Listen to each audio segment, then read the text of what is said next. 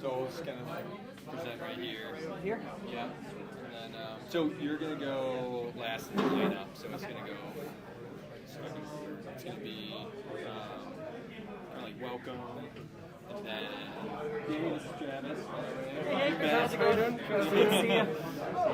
Yeah, we'll do that. And Eric will do a little thing. You'll do scholarship. Yeah. That's all you. Enjoy yourself. Are you serving yourself?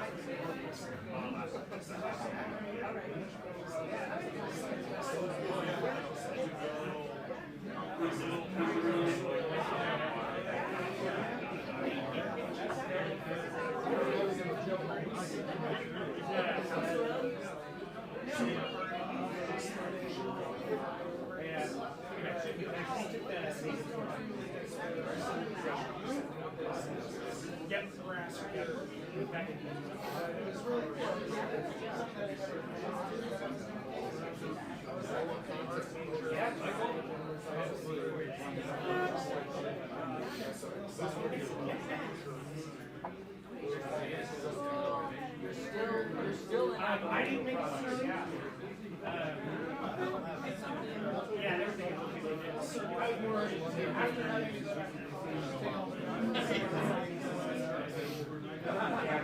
It's kind of weird because we're getting class is like nowhere near like still like yeah.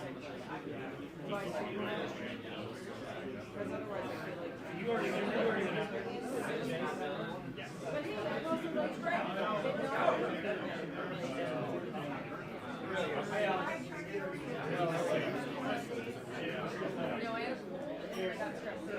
Yeah, that's kind of what it was.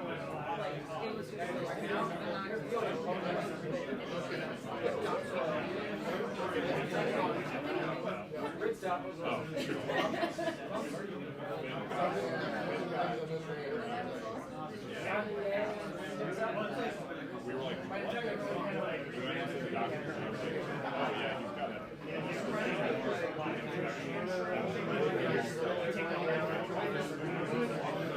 were like, okay, so I didn't know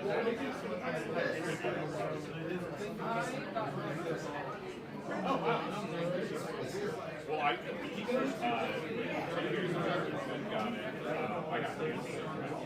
That place is And it was like literally all of it. it's also very Yeah, adults.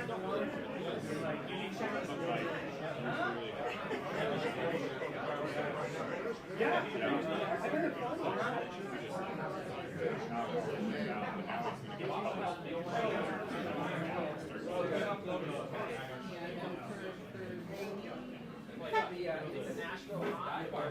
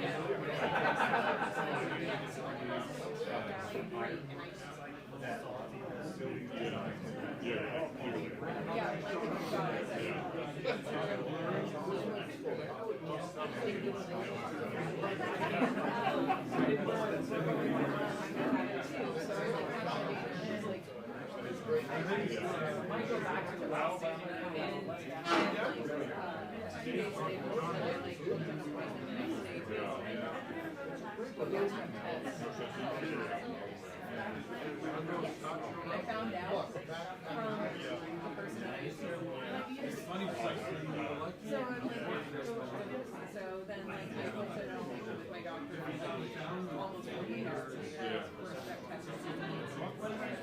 Yeah, it's incubation. yeah, I wouldn't want to Otherwise, yeah.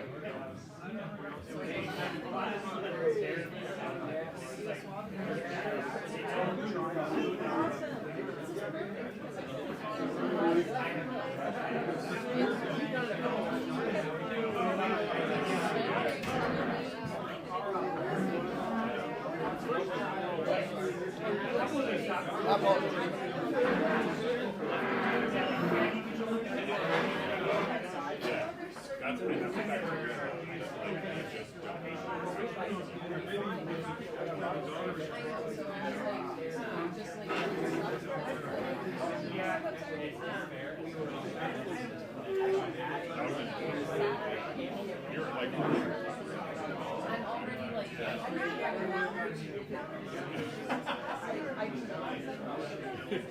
Yeah, it's just like really supposed to be off from another false medicine at that point and just like ride it out.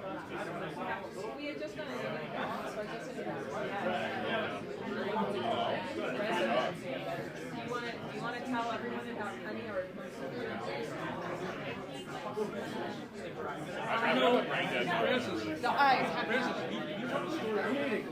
Okay, so we got this new dog. Her name is Honey Bear. She's a retired guinea dog. He's trying to find pictures. Look at her. Yeah, so I was cuddling that little face while you guys were all in Steamboat. I was bonding with her. But that dog has no brain cells. No brain cells. No.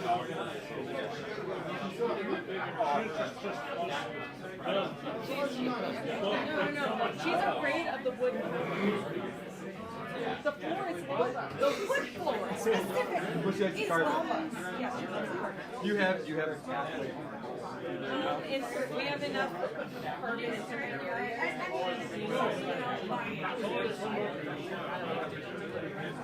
She tries to mock your smile, so Wait, that's so cute. So we went Halloween. Our washer shop across the shore. she's 7. So the breeder, like, no. I know you guys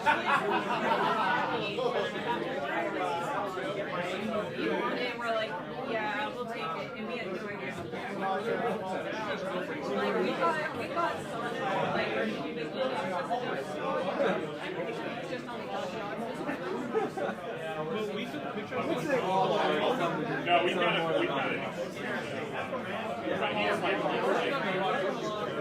yeah. Sonic, like, That's fine. thank you for being on task with time. Well, time is our greatest resource, and boy, do we plan a lot of time. I mean, like, and especially at these meetings, because it's like, I know that, like, the one that happened in New Train. So on Halloween, we took this picture, and I saw her picture like, wait a minute, we're looking like her right now. Even better. There's a picture that we have from like a few holiday rounds where I just do like dead eyes, like, and we have a picture of his Pomeranian Annabelle making the same look.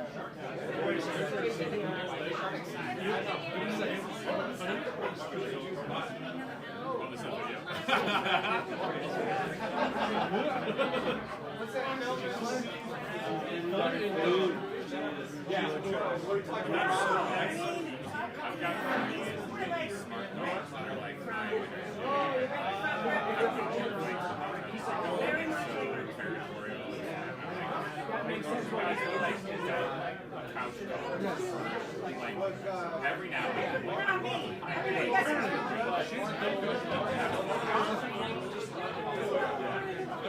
Like, I just want to come with nothing else.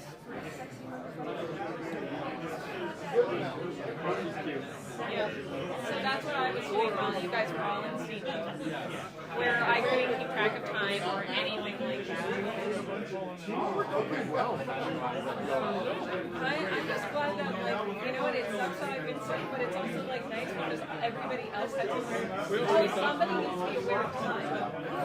Otherwise, we have no concept of anything. We didn't have any real, like,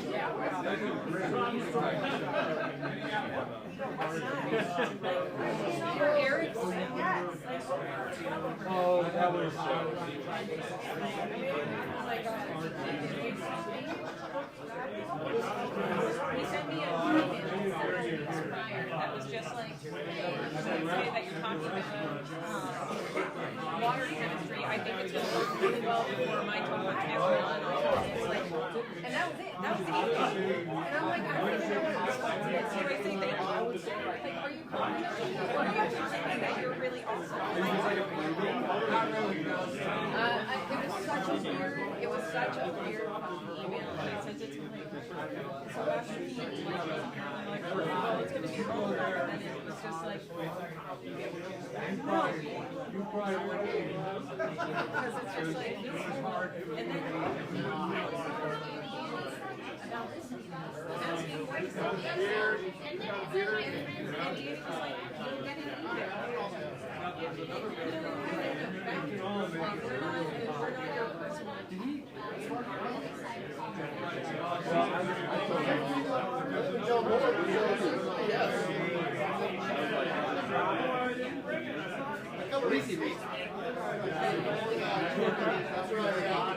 But I was just like, it's like, oh, I'm so sad. I just say it all out, make it zero, but I don't have to deal with it. Because that email, because for me, that thing would have been like, and it's like,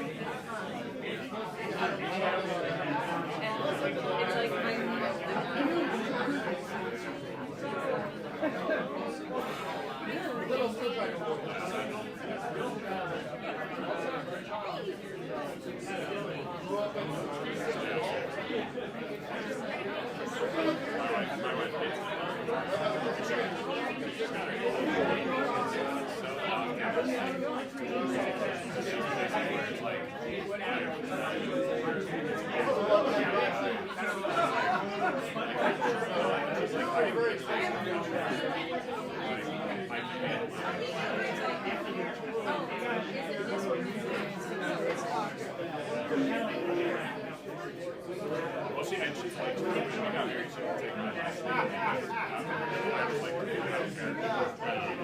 She was like, I'm really I was like, if your last name was Cooper, I would take it, but I'm really sure. I do, so especially when changing my name, I'm like, you know, I'll take back my like maiden name, David. And the reason why is because my maiden name Okay. and Danny's won't, so I am the king. Yeah, and it kind of looks like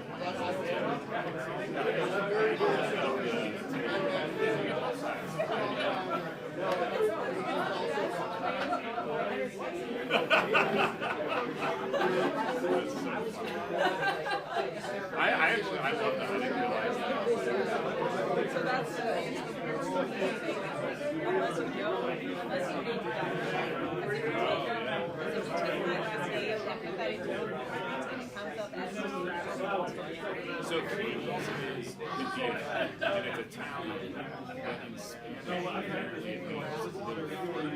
And that like didn't come up a whole lot when she was living out in Eastern Maryland. We moved to Denver, and it's like every time we're talking to somebody who's like really Spanish speaking, they're like you know, it's like the Simpsons episode where it's like, yeah, Jack, like yeah, exactly. in the show, the IT house, since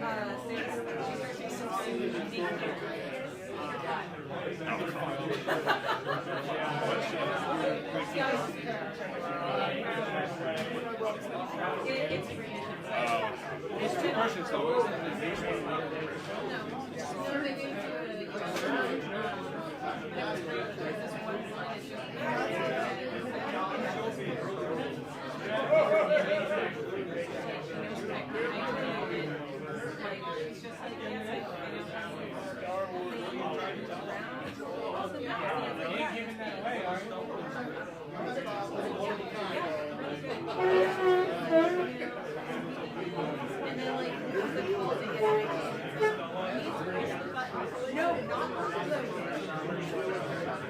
and it's just like, and it just keeps getting like, Sounds like kind of opposite. like kind of dry, but like yeah, you have to kind of it's like, so you're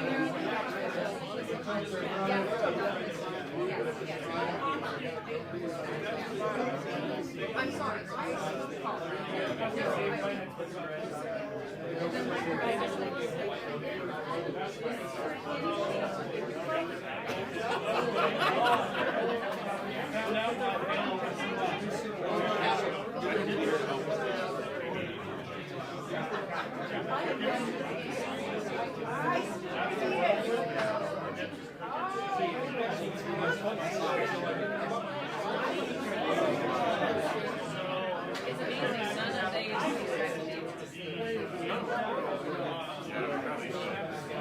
Here, let's.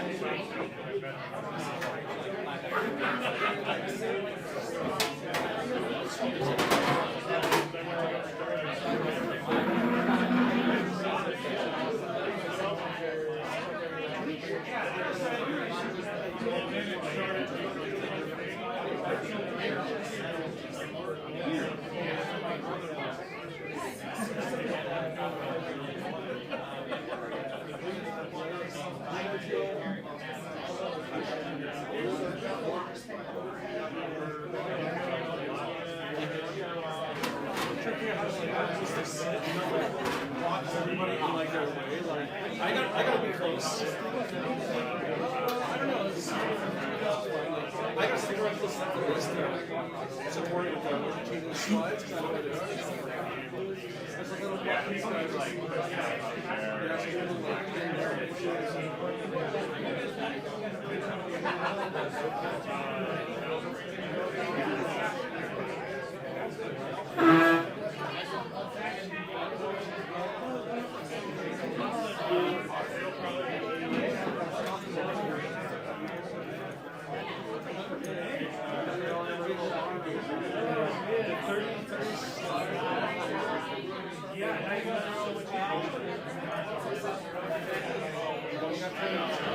That's cool. When I thought this was cool. So then it was just firing. Fuck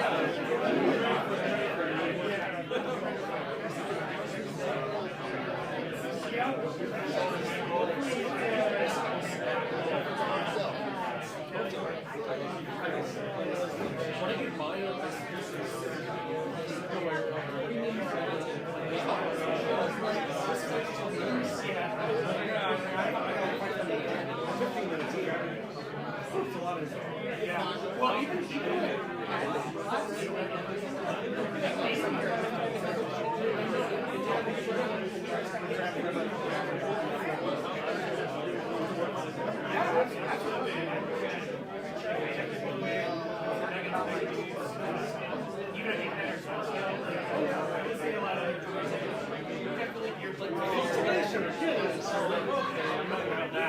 All right.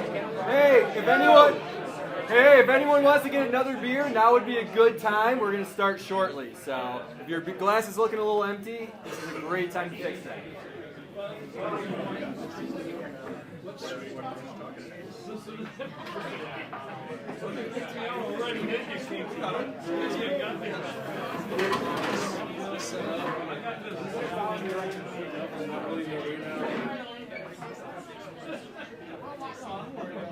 don't let Larry take it.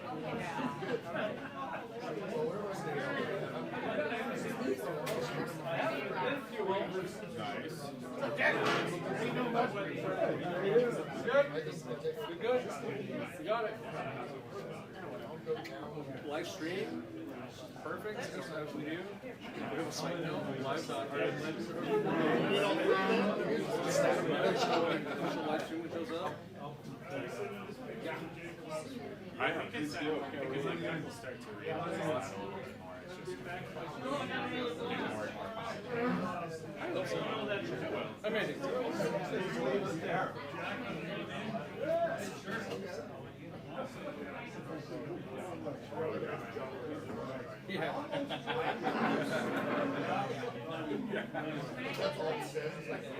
What are you doing?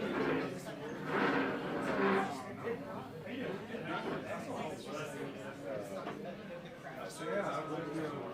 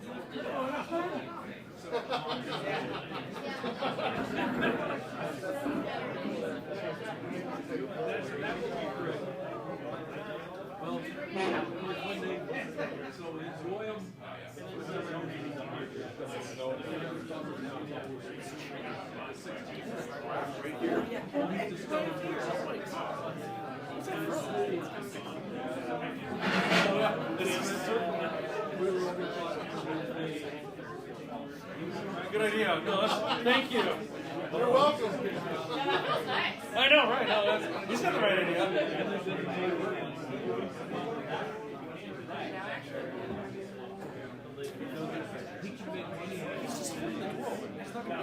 I'm holding it over sneeze. Just got 1 second. Like a minute.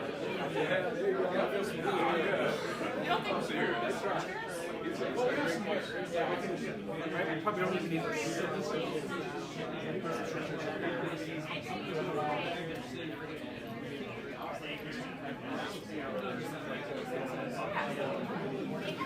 We need to switch the Yes, we need to sign.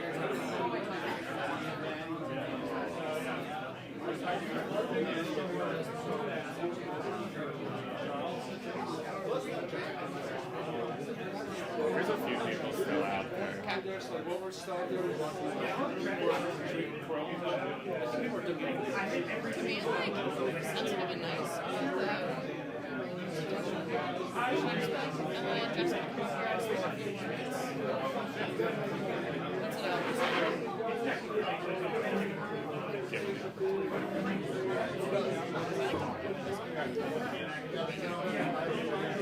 Jessica's making sense about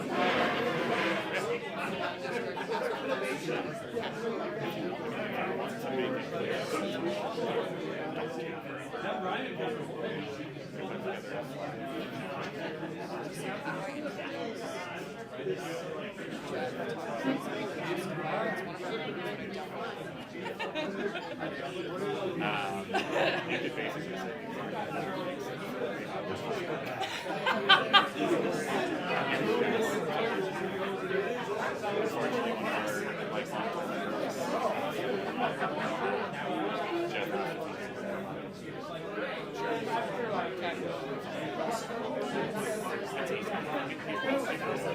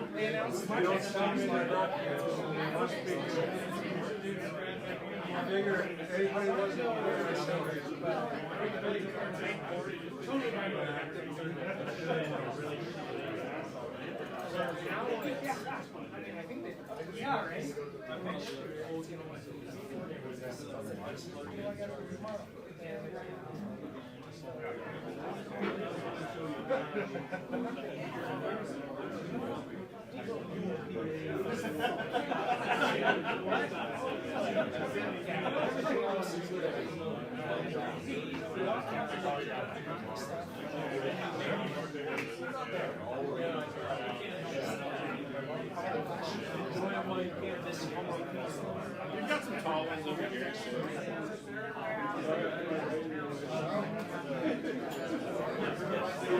Got a couple of short ones.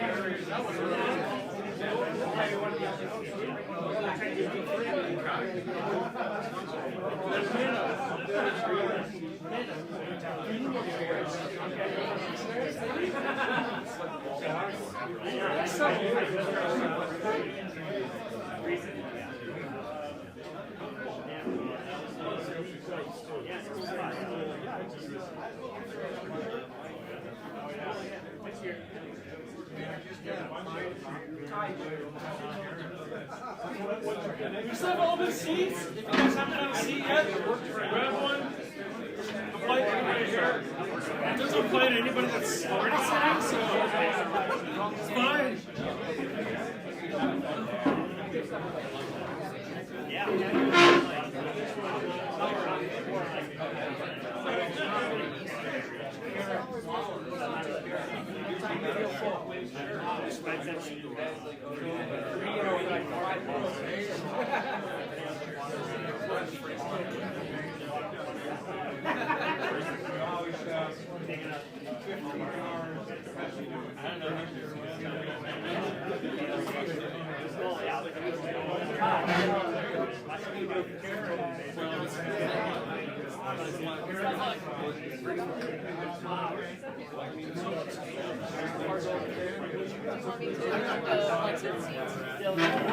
No, but I do want to figure out what to do the presentation.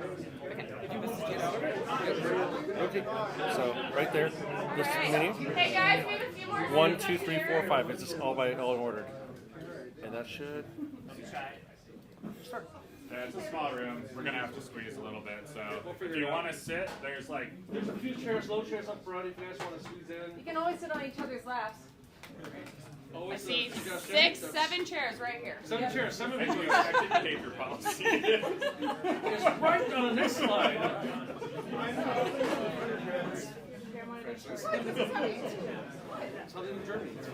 Yeah. Awesome. Hello, everybody. Thank you so much for coming tonight. Happy holidays. This is our member appreciation meeting of 2024. My name's Shay, and I've been the president for 2024, so thank you for having me. It's been an awesome year. I'm really thankful for all of you and the board. We've done a lot of really cool events, and 2024 has been pretty kick-ass. Big shout out to Odell. Odell is obviously hosting us, but they are also covering around for us. They're going to be giving us a whole tour later, an awesome talk, so thank you. Just a reminder of our expected behavior policy. I'm not going to read through all of it, but we are dedicated to providing a harassment-free conference experience for everyone, regardless of gender, sexual orientation, disability, physical appearance, body size, race, or religion. We reserve the right to remove any individual from any of these meetings and future meetings if things go awry. I wanted to take this moment to invite Jeff up here and have a few words about Jonathan Kemp. Thank you for allowing some time, Shay.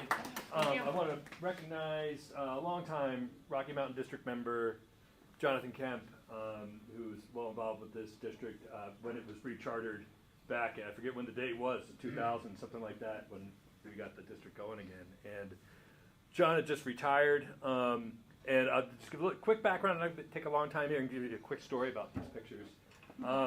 So John started up at AB InBev back then, Anheuser-Busch, in 1987 in the finishing cellar. I want to call it, there's a lot of people here, a number of people here who work with John. So I want to recognize that as well. Thank you. And John passed away end of November after some health struggles. He started in 87, worked in the finishing cellars, went on to do special projects, stuff like that. My understanding that he was with the union, but really acted like a company person and was well loved by a lot of people. He was a fine brewer and a fine person, an awesome person to hang out with here in this district. He held positions as secretary, treasurer back in the day, everything else. So I'll share a quick story, a fun story to leave this. So it was, I forget when, 2010, something like that. Our district had a history of purchasing a charter bus so we could all drive to wherever the meeting was. In this case, we were going to Tommy Knockers out in Idaho Springs. And we would all load in the bus. Bunch of us drinking beers. We were all probably about 3 beers in at least when we were on I-70 going up the steep climb when the bus broke down and started overheating. So what do? As a bunch of brewers were like, oh shit, time for another beer. So we go out, get the cooler beer. And meanwhile, how are we going to get to the meeting? Because that's the next important thing. So we're like, okay, got to do some problem solving. Here we are back in the engine, like, what the fuck is going on with the bus? So what can we do? Okay, coolant leaked out everywhere, overheated. We got some busted hoses. And so we're like, well, we got a lot of Budweiser. We could pour that in the coolant. Not sure that's a good idea. So we decided instead we'll just pour some water out of the cooler, fill beer bottles, get it going. But the other problem is we had leaky hoses. So John came in, and we needed some duct tape to fix the hoses. Because, of course, you need duct tape. And so John had the idea of making this is John here, making the sign, beer for duct tape. He's out on I-70. There's John right there. Beer for duct tape. And holy shit, the pictures are here, but it's Steve Presley holding, we got the duct tape. Somebody pulled over, like, donate duct tape. We traded a case of Budweiser, got on the way, got to the meeting, everybody happy. So, fun memory, John. Good job. Toast to John. All right. Cheers. Oh, yeah. Thank you. Thanks, Jeff. Sure. Awesome. Up next is our scholarship chair, Eric May. How's it going, guys? So 2024 was a really great year for scholarship awards. We had more people apply to the scholarships than most recent years previously. We were lucky enough to give out 2 full scholarships to a couple of the MBAA courses, as well as a smaller scholarship to somebody pursuing their Cicerone certification. Here we go. Part of what we want to do when we're awarding these scholarships is have people come up and do a little bit of a presentation about what they learned, talk about why it's important. We're, as you guys can see, we gave out over $8,000 to people this year, and we want to make sure that the district gets to see what benefit that is, and really get to experience where your guys' dues and your guys' payments are going towards. So we had Chris, actually 2 Chris's. Chris Mundo went to the brewery maintenance course. He's actually going to be talking today a little bit about what he learned. Chris Torgerson, did I pronounce? Yeah. Went out to the brewing and malting science course, and then hopefully we'll get a presentation from you, Chris, in a few months here. Give you a little bit of time to digest what you what you learned there. And then Alan, I'm not even going to try and pronounce your last name. Got the certified Cicerone course, and you actually did all, I think it was all 5 of the online courses, right? So, you know, we want to put this out there, especially at the end of the year, to encourage people to apply for next year. This year was the first time that we had a scholarship deadline, and I will admit it came a little bit too late because we weren't necessarily expecting there to be a deadline necessary, because a lot of times in the past it's just been like, oh, hey, you applied, yeah, go for it. I'm hoping that we carry some momentum into next year and that lots of people are applying for these scholarships. The board will talk and have a date for when that deadline will be. The first official MBAA courses, I think, start around the last-ish week in May 22nd. So it'll probably be sometime in March or early April to get those applications in. So please consider that. If you're interested in one of these courses, we want to support our district going out, learning, broadening their knowledge in the brewing industry, and bringing it back and sharing it with the team. One of the other things, I don't know if we have a slide about it or not, but one of the other things that we are looking at and considering is creating somewhat of a library for this district to have. So if there are resources, book resources that you guys are interested in, please reach out, because the district does have the ability to potentially purchase these books, rent them out, loan them out, whatever. We want to take as many of the barriers to people in this district learning more and you know, reaching their maximum potential in the brewing industry away. That's what we are here for on the scholarship side of things. So, cool. Up next is Evan. He is our treasurer. We're going to cover 2024 financials. Woo. Cool. Talk about spending money. All right, that's really small. Well, actually, it's larger than I thought it would be. This is financials as of really kind of end of October, early November. But really the key takeaway points here, just because that's too much to take in one shot. But I like graphs, like data a little bit. Also really like money. But as far as income goes, we're not really a for-profit organization, right? We also are not a total loss organization. We try to want to be right in the middle, so we're not losing money and we're not gaining money too fast either. So big things for income for us, obviously, are dues, meetings, and sponsorships. So sponsorships, when anybody sponsors a meeting, destination meeting, an event, whatever, it's huge. It's huge for the district. This past year, we had $9,000 between dues, meetings, and sponsorships. As far as investments, so we don't personally invest, but regional or national invests for us for the money that we do bring in our account. So it actually is going through the stock market, bringing money in. We obviously lose money with that as much as the stock market goes. So with that, we basically evened out at around $3,000 for the course of 2024 so far. Expenses, we're trying to be here, have a good time, spend money on the members, make people learn. So as far as meetings, our October meeting, our destination is usually the most expensive.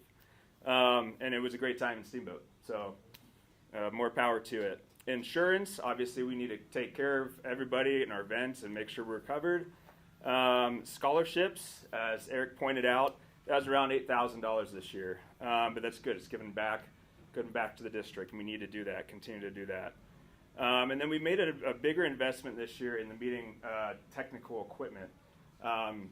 So between the tech committee and a lot of other people, we've invested in this like live streaming, a new computer, cameras, those types of things. So going forward, we can have these meetings be bigger and better and well attended, even for people that can't make it here. I mean, we sold out tonight, so there's people that might be even watching tonight because they couldn't attend. Overall, to date, about a $5,000 loss, which isn't horrible.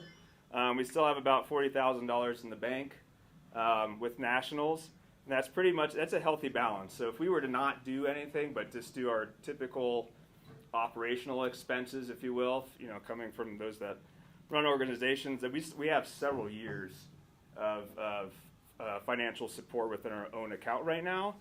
That said, treasurer position, we need to drive towards that zero net, profit loss. Obviously, a little positive would be great to kind of come back up. But overall, we're in a good position. So, any questions? And everybody on the board is a volunteer. They are dedicating their time to this. None of us are paid. Yep. We all just really care about this community. Totally. Good point. One other thing I wanted to bring up with tech equipment is we are actually the first MBAA district to do live streaming. So this guy got that going, and that's a really big thing because it's 2024, live streaming's pretty normal. Apparently not with every district. We'll start a TikTok next. You can be in charge of that one. So for anybody here that's looking to even pop your heads into any future meetings, as you know, you're going to have emails about it. The web address is live.rmdmbaa.com. If there's a live stream, it'll be on when you check it out. So anytime you're away, you're like, oh, I wish I could see who's there or what the meeting looks like. That's what we're doing going forward. So. Or if you are presenting and you have a family member that is not able to be there, but you really want them to see that you are doing the good stuff, that's your opportunity to be like, hey, look Mom and Dad. And also, a lot of it is going to be cached on YouTube, so you can also still be able to send it to your family and be like, hey, so at about 40 minutes in. It's where I almost tripped, but I'm good. It's okay. It's fine. Please, involve your families. This is an amazing community, and we have to remember that fermentation has existed for many millennia. And part of the wonderful thing is that it is filled with education, it's filled with science and art and community, and we should be bringing that every day to our lives. Yeah. It's awesome. Anyways. Thank you, Evan. Treasure.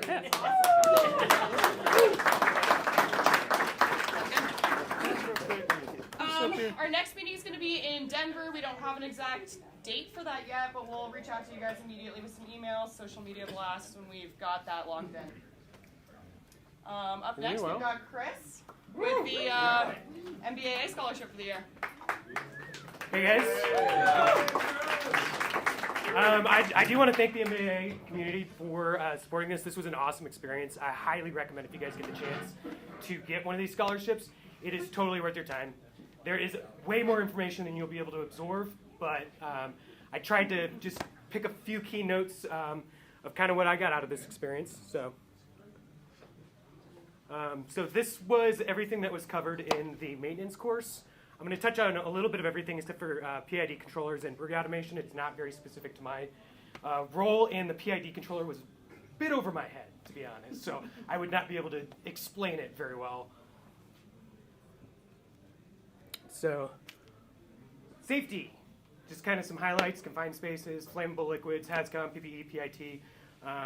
The one that stuck out on this is I never really thought about flammable liquids with all of the seltzers, and all of those flavorings that we're using are actually alcohol based. So there's a huge safety factor in how we store that. So that's kind of something I thought, oh, never really thought about that.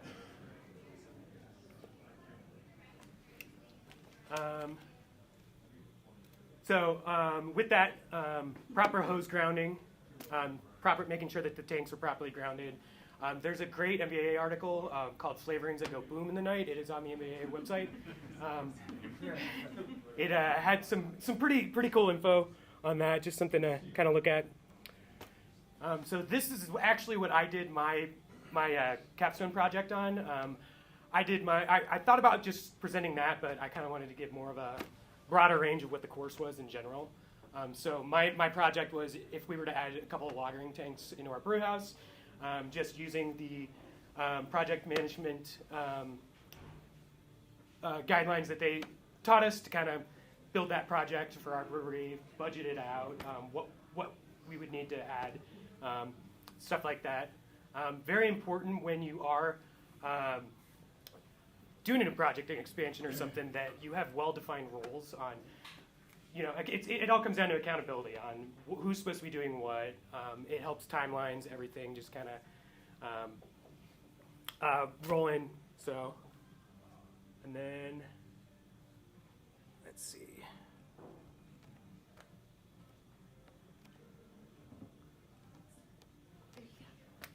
This is just kind of like general workflow of project management. Initiate your plan. That's getting funding, making sure that you have a defined plan, path of action for your project. Executing, constantly keeping up with the stakeholders. Obviously, they're going to want to be interested. They've got the financial investment involved in that. Monitoring control, kind of continuation of executing. And then closing, biggest thing is there's always going to be lessons learned from your project. So it is very smart to just spend a lot of time going over like what you learned throughout the project, what went right, what could have gone a little bit better, just for future projects. All right, predictive maintenance versus preventative maintenance. Predictive maintenance is the act of monitoring experience in real time to determine operating conditions, whether maintenance is actually needed. So that's actually, doing vibration sensors and whatnot, versus preventative maintenance is any time like, we replace our seals every 6 months or every year or whatever it is going into it. You basically want to use predictive maintenance to get a better idea, a better plan for your preventative maintenance programs. And next is just some tools for both of those. Tools of predictive maintenance. Oil testing is very, lubrication testing. There's a company that we did kind of a class with called Lubriplate. So they've got all kinds of lubrications. They've been around for a while. But if you purchase any of their products, they will actually do free lubrication analysis. So you can just send that to them. Just make sure that all your gearboxes, everything that needs lubrication is getting properly lubed and is working just properly. Infrared thermology, big on electronics. We all have lots of electronics around. You can see if something's starting to short or if it's starting to break down. Great tool. Airborne structural UE, and then motor circuit analysis.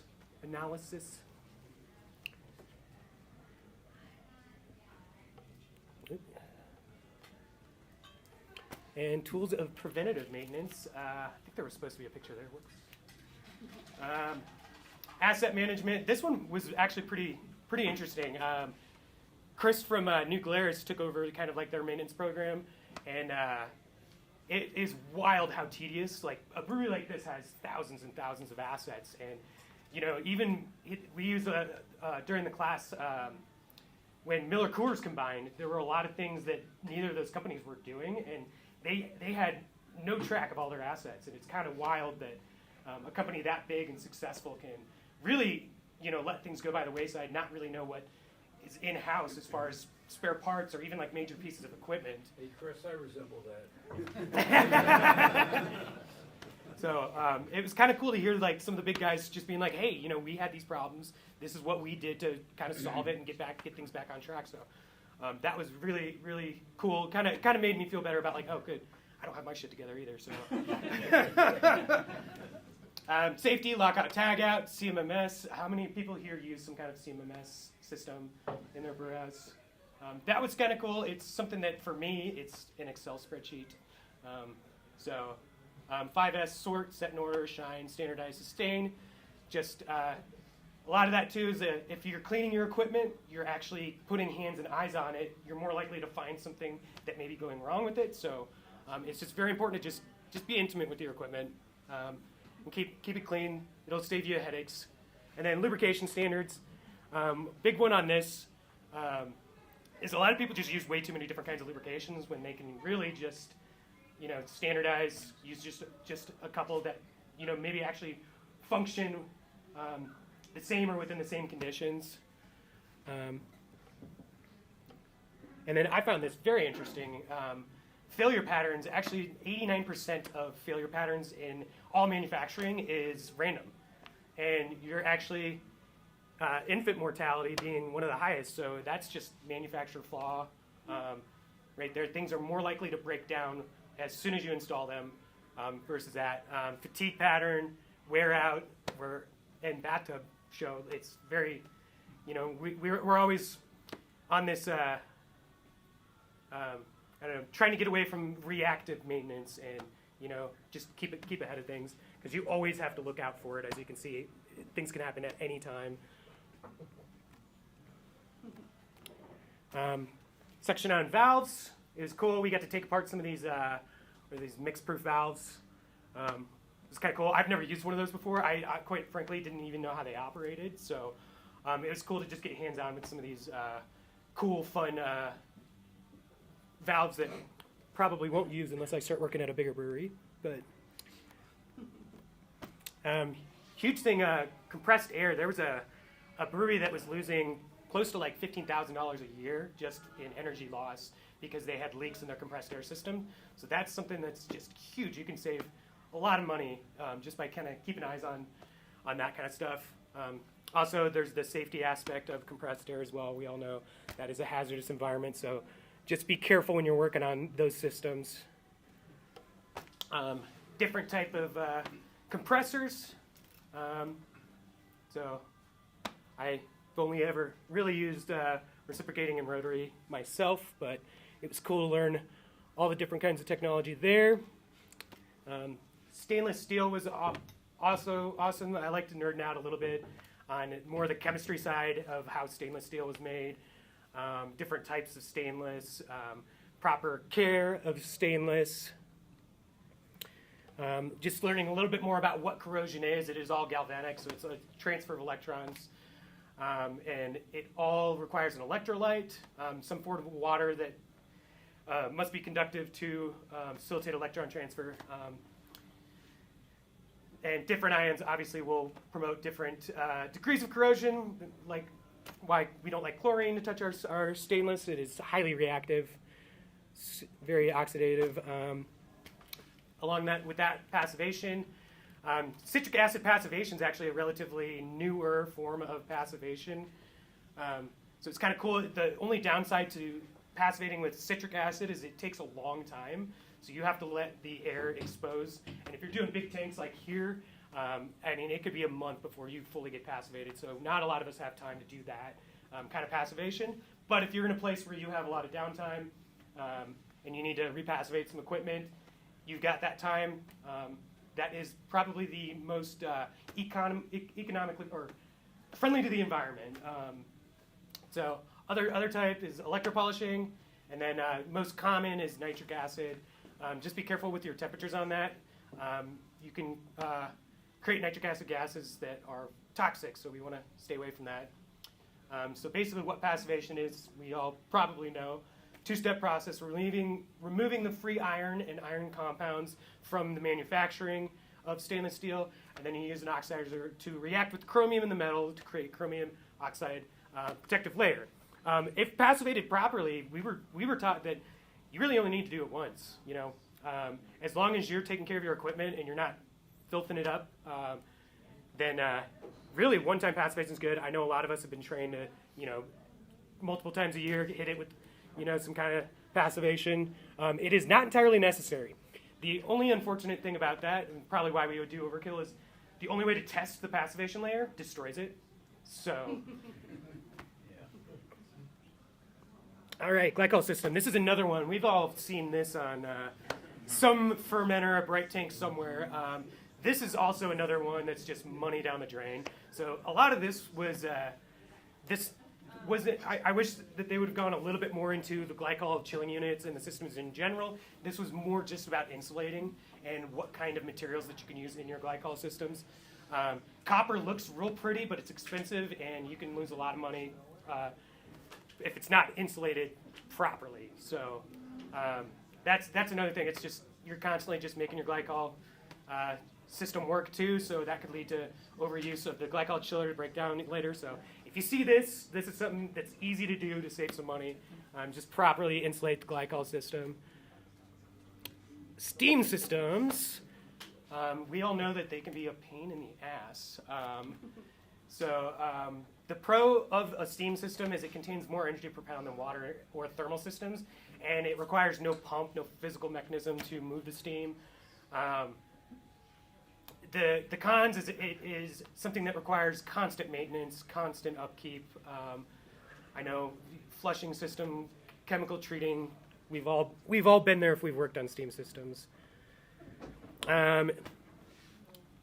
Sweet supply water. So these are just common contaminants that we have to treat for in our water, or hopefully to some degree it's being treated before it hits to us. So really interesting. I mean, if you haven't looked up local water reports and where your water comes from, I learned that my water for my brewery actually it goes through multiple processes before it even reaches me. I thought it just came straight from Denver because we're in unincorporated Golden, but it actually goes through 2 different supply areas, which was kind of cool to talk to some of the people that worked at the water treatment plant and get some more info on that.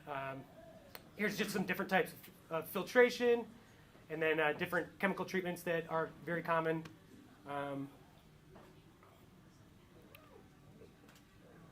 All right, sanitation CIP.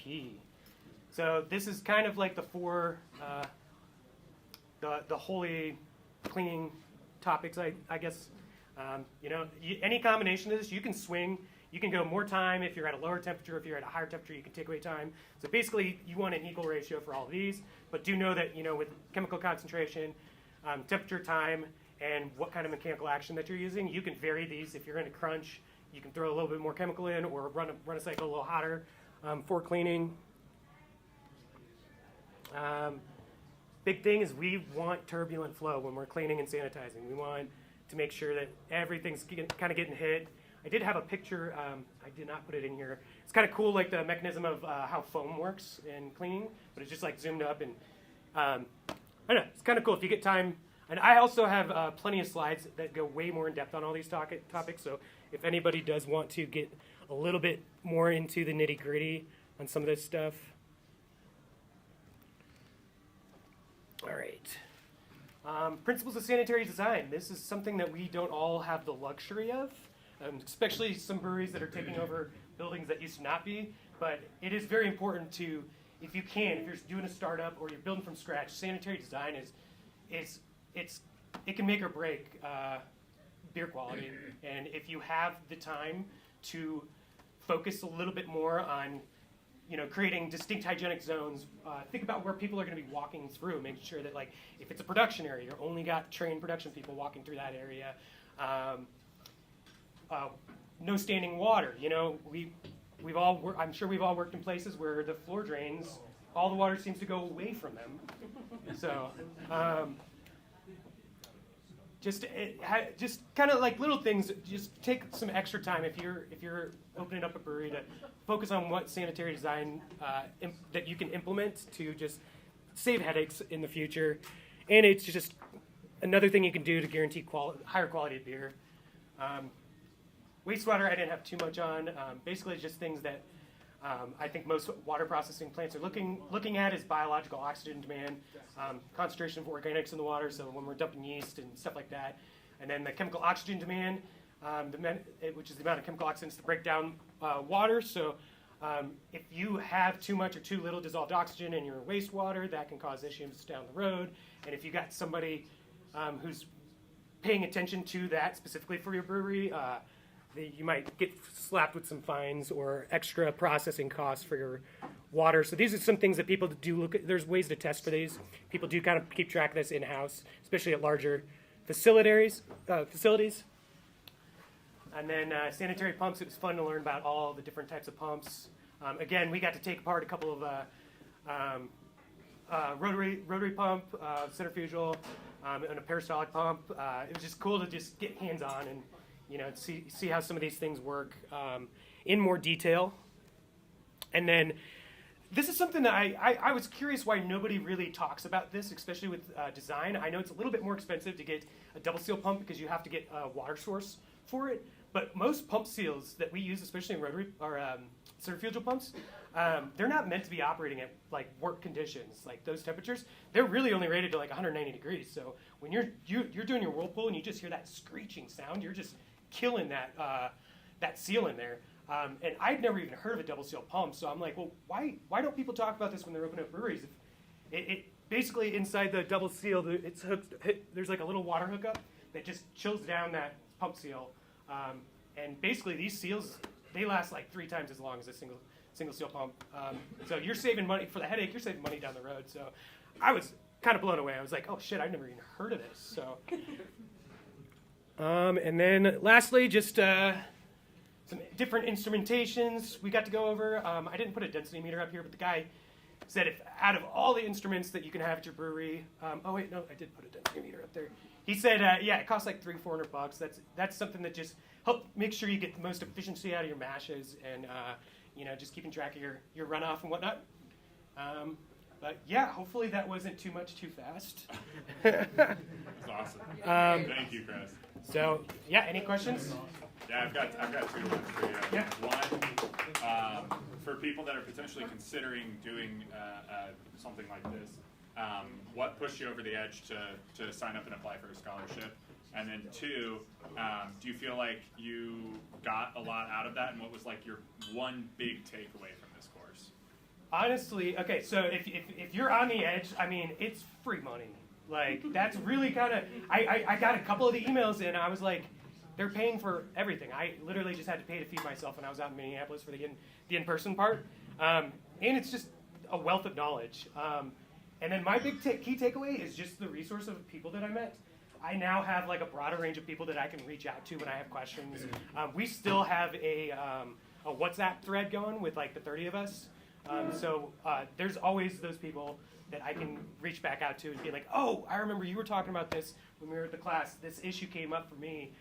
Can you help me work through it? So yeah, everyone was freaking awesome. We had such a blast in person while still like just learning a boatload of information. So Awesome. Thank you so much. cool. Is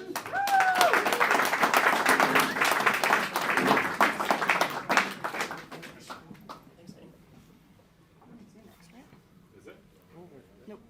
Is it Travis next? Yep, Travis next. I thought it was Eric next, but you go back over. Awesome. Cool. So you've heard from him a little bit. Oh, is it but me? Up next is Eric. All right, cool. How's it going? Hey. What? Keep reading that. Oh, You have this memorized, right? I do. I know. Quick, about you know myself. about you. Pretty good, I hope. So I'm going to get up and I'm going to talk. It hopefully is super short. I would encourage questions to be asked out when we're kind of doing the talk, but I want Travis to really do most of the talking about this stuff. But I did want to do just like a brief intro because we are talking about both winemaking and brewing. I got my degree in viticulture and enology, which is grape growing and winemaking from Cornell University. And then I was a corporate winemaker with Constellation for about 7 years before moving back to the Denver area, which is where I'm from. And that's kind of where I transitioned into the brewing scene a little bit more with Coors and then subsequently Gusmer. So I'm weirdly qualified to be talking about this intersection of winemaking and brewing as somebody that's probably less qualified in winemaking than Travis and less qualified in brewing than probably everybody else in this room, but like this really cool combo together. So I just wanted to give like a couple of things to think about. And I would say an important part of doing presentations or meetings like this that are a little bit outside of just the brewing specific technical aspects of things is to challenge people to think about the different aspects of fermentation differently. Francis actually, I don't even think knew when they brought up the fact that fermentation has existed for thousands of years. That I was going to have a quick historical root slide here, great transition, but there's been so much knowledge within the fermentation industry. And sometimes I don't think it's totally thought about in different aspects of those fermentation avenues. So I think we're in a unique situation, especially here at Odell, to talk about winemaking, especially as it compares to brewing. If you guys didn't know how old winemaking is, it's really fucking old. I didn't put it up here, but I mean, essentially, historians believe it was an accident. It was an accident that tasted good, made people happy, didn't kill them when they drank it, and then subsequently, thousands of years later, brewing became a little bit more of a consistent staple that you could get for a lot of the reasons that we're going to talk about here. So fermentation is at the heart of both winemaking and brewing. This is an obvious statement, but I kind of want this to like stick in people's minds, right? Like, it's both fermentation. The differences between them are incredible, but the ways that we're processing it and thinking about the fermentation of both substrates scientifically is really similar. Some major differences here: raw materials and operations. That one's fairly obvious. Grapes versus grain. Timing and planning. I think this is going to be an interesting one to hear Travis talk about, and I would encourage anybody who's interested to both bug Travis a little bit, but also Elliot, since they're both here from Odell, kind of the differences in their planning aspects when it comes to a year's worth of fermentation, right? Like the ideology in a winemaker's planning is so different than that of a brewery. And I think you'd get some pretty stark differences between those two answers if I had to guess. And then packaging regulations and marketing. I mean, that's something that not all of us totally think about or totally cover. But there's some really, really interesting differences between how you package, brand, market, and then also the rules behind this. I think very often somebody wants to dabble in one way or the other. And all of a sudden you learn very quickly how different the regulations are and how many laws you've probably broken before doing your homework first. So just ask first would be my takeaway. Sugars, obviously. I think the biggest difference and like to the core of why, not the biggest, but one of the biggest differences into the core is the accessibility of the sugars, right? As brewers, you guys all fully understand how difficult it is to get a liquid substrate that is fermentable. That is a huge portion of the process. On the winemaking side of things, it is like so many things are done, and I'm sure Travis will talk about it, to make sure that super fermentable juice is not fermenting when you don't want it to be, right off the bat. Harvesting cold, hitting things with microbes that are going to outcompete natural yeast. There's all of these things that winemakers do to essentially get to the point that brewers can start at when they've cooled down their wort. And I think it's a really interesting difference there. Temperature and yeast. Well, that's a paragraph I put there. Yeah, so, and I kind of mentioned that, right? The fruit is typically cold and it's kept cold up until fermentation happens. So you kind of have this bell curve of like very cold, keeping it cold, and then yeast hits and it gets warm. Whereas on the brewing side of things, right, you're hot, hot, hot, and then you're getting it cold. So there's a big difference in the amount of temperature and how long it's held at different temperatures. I also put this picture here. I don't know if you guys can see. That's somebody inside of a tank. If you haven't been to a large winery before, this isn't an accident. This is commonplace. It happens every single harvest. They're literally doing a dig out of the seeds and skins of grapes. Those will be collected and then pressed to get the remainder of the wine off of those. But sometimes when I'm talking to a brewer maybe about winemaking, and it's like, why aren't you harvesting yeast? That's such an economical way to be doing things. It's because of things like this or other general solids that are involved in the winemaking process. And also I say that as somebody that managed the fermentation cellars at the Golden Brewery, where people were also entering those tanks, but that was for a different reason. So the yeast, totally different. The other thing is like, is there anybody in this room in brewing that's using maybe more than like 5-ish yeast strains? No? Yeah, maybe. Travis, how many different yeasts do you think that? I think I ordered about 14 this year. Yeah. You ordered 14, and you probably made less liquid than one of the big tanks out here.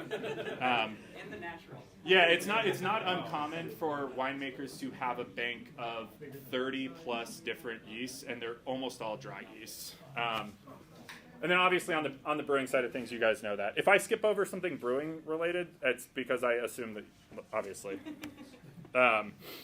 Timing and planning, again, this is a big one. I think what is not always considered in the winemaking world is that you get one shot during harvest, and that's it. Like, you get to play around and do experiments in, you can separate it into lots, you can do multiple, you can use experimental methods and have trials of different iterations, but it's that one time, and if it works, you're waiting until next year. And for places like this, for Travis, it's you don't necessarily have the control of being in a state winery where you're going out and touching your own grapes. You're hoping that the grapes are fairly similar if you want to replicate that trial. So there is a lot of timing and planning that comes down to what you're expecting. And a lot of that has to deal with the vineyard.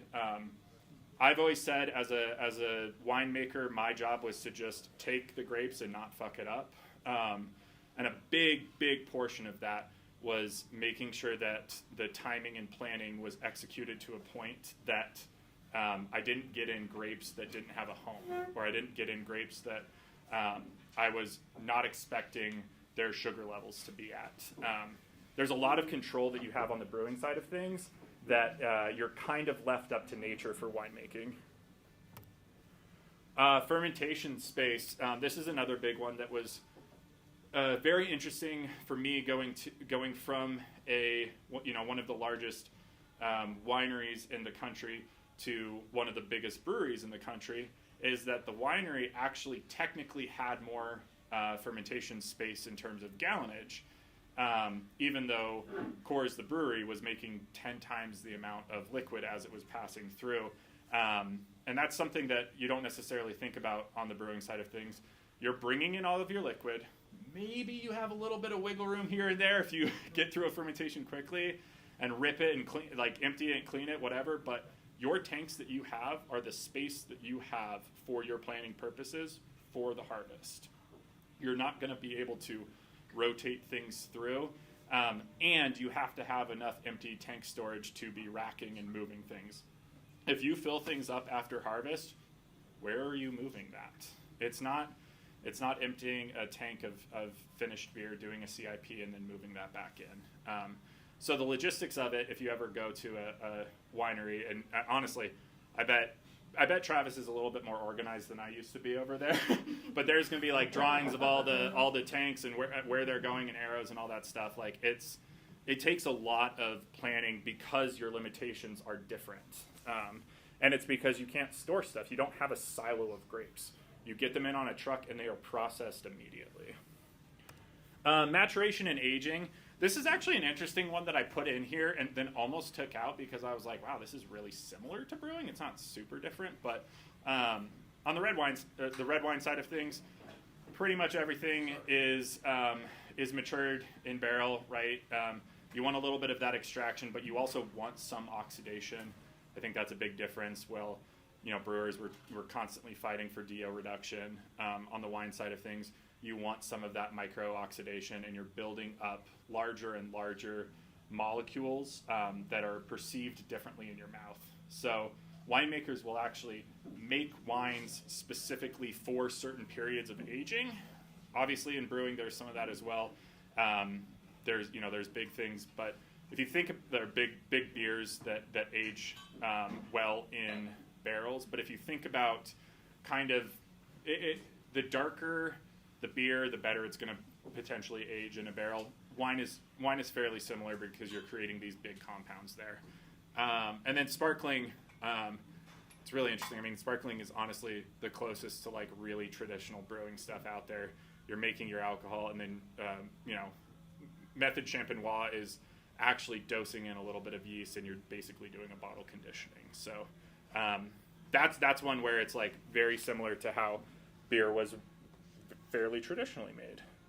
And then another couple of paragraphs. I'm like seeing this now on here and trying to read it up here. Essentially, what it boils down to, and I think I have something that kind of says this as the very last like conclusion slide, but in wine, it's very much about the grape itself, the grape, the vintage, and the place where it came from. And there's not a whole lot else that you can add. I know that here, you know, you guys are making something that is flavored and a little bit more interesting, but that is something that you have to, you know, apply to the TTV and say that it's going to be a flavored wine. Like, you have to get an exception to make something like this.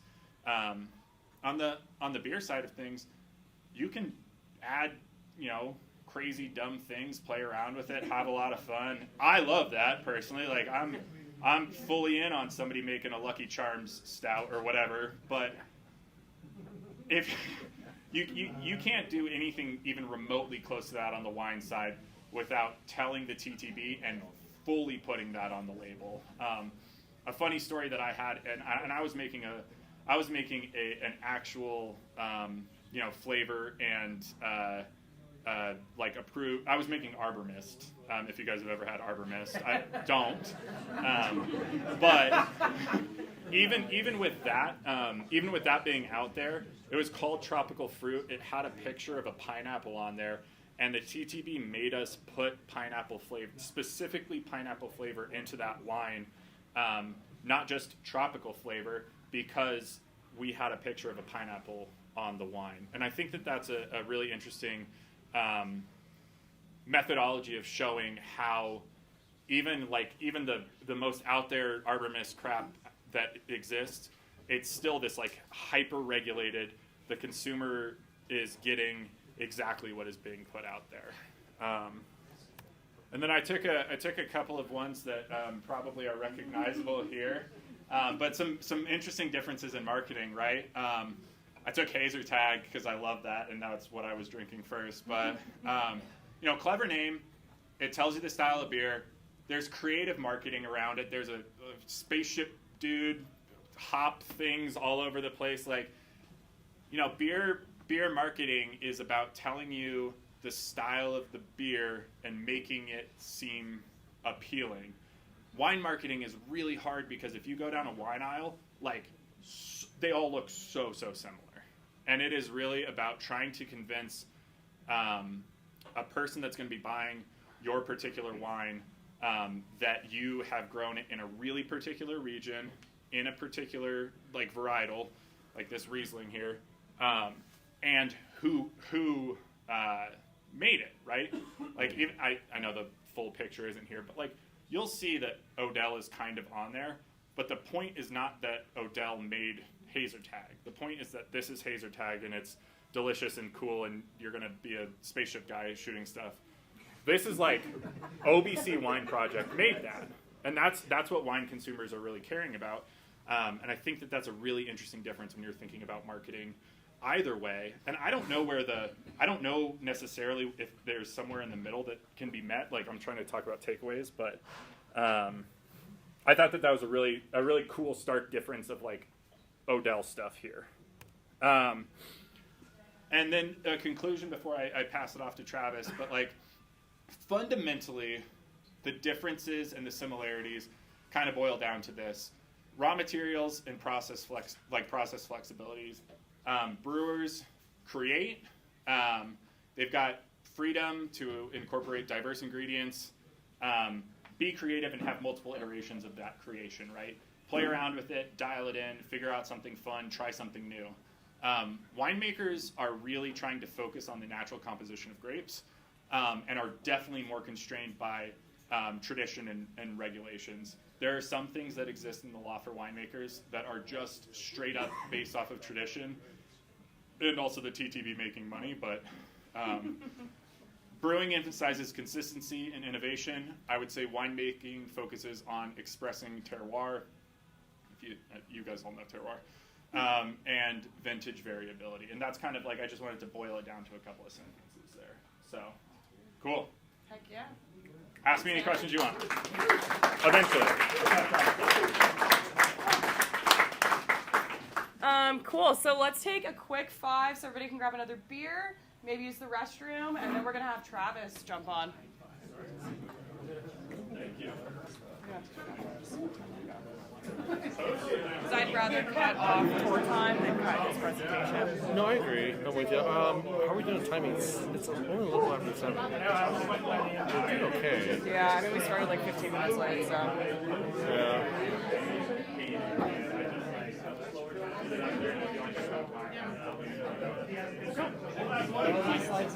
How are you, Travis? I'm great. How are you? Hey, good to see you. Nice to meet you. Thank you so much for hosting us. Yeah, for sure. This I is am gonna be so fun. excited. I'm excited. It's a PDF, so I didn't notice anything that was weird about it.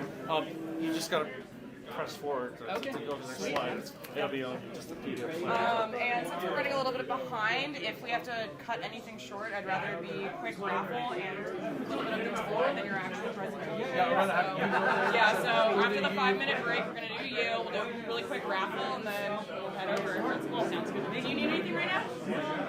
Thank you, Travis.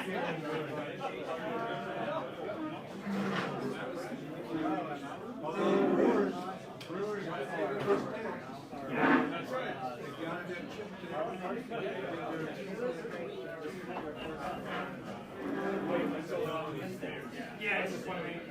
It's like, I mean, you hit the ground running. Don't come up there.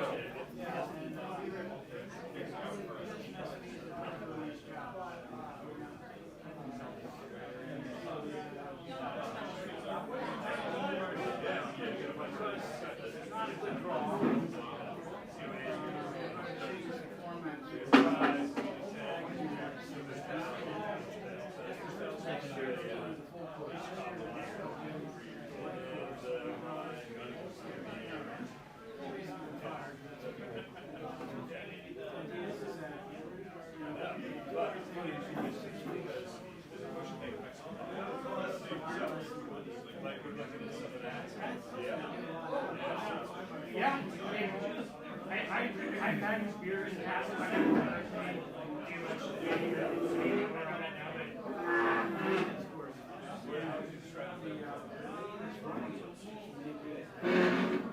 yeah, Katrina. Yeah, she did awesome. There was another lady. I forget her name. Cheryl.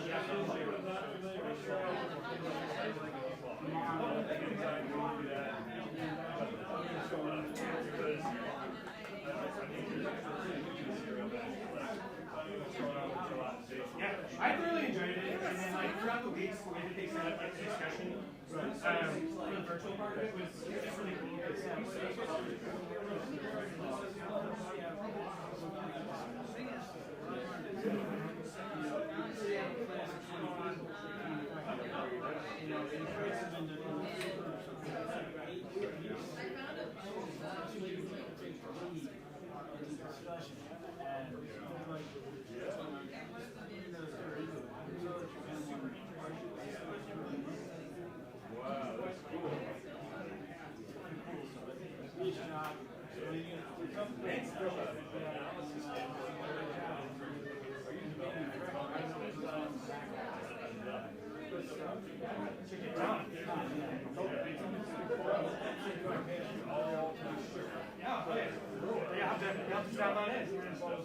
Yeah, we're off South Golden Road. They're trying to we used to have a brewery downtown, but that closed about in May. And we gotcha. Yeah, the other one's like it's like 6 minutes, like 6 minutes.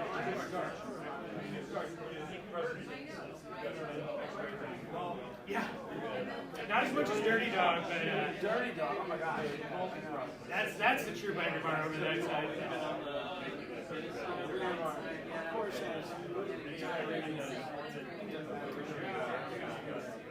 I'd rather go to Burgers. Yeah. Good job. Thank you. Good chat, Tom.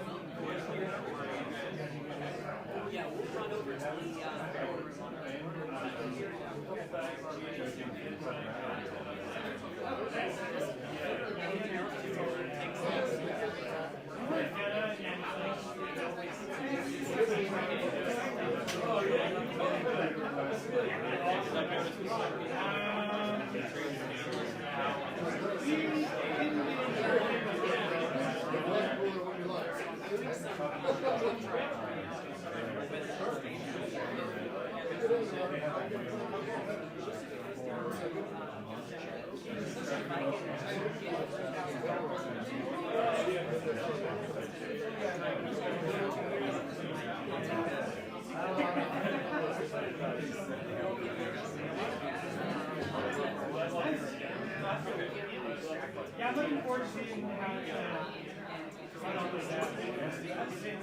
It's tough to like actually big, kind of.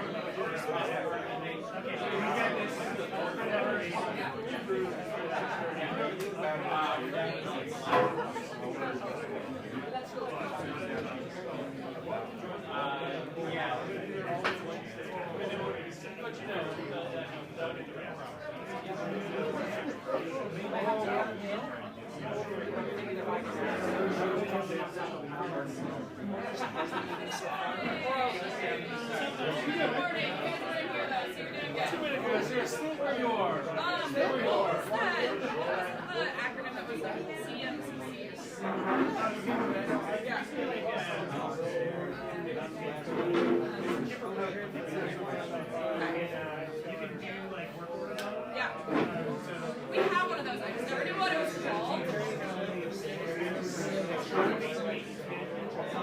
Okay, so we have one of those, and basically, like, I've got barcodes and everything for all my equipment, and I write in there what it's CM, slash, like, who knows what the other but, like, so it's nice that it's somewhere, like, on your phone calendar. It's like, It's just an actual job, making it yeah, I love the course. Of course, it's amazing. Very educational. I have boatloads of information and so I've got to go back to the information. It's nice to have the show. Yeah, thanks. Yeah, I appreciate you giving me the opportunity.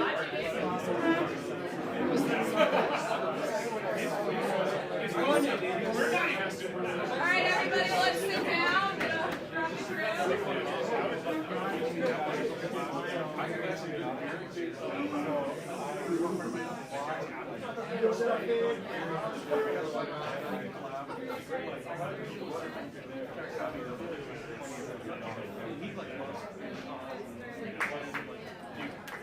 Yeah, we can look at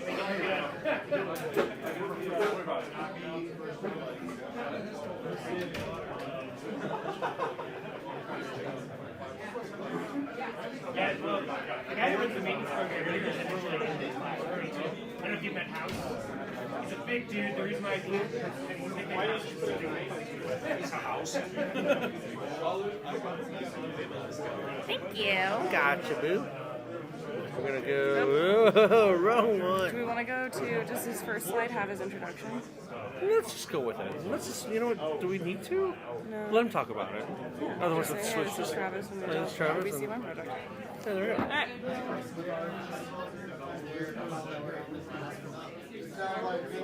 Yeah. There was someone else from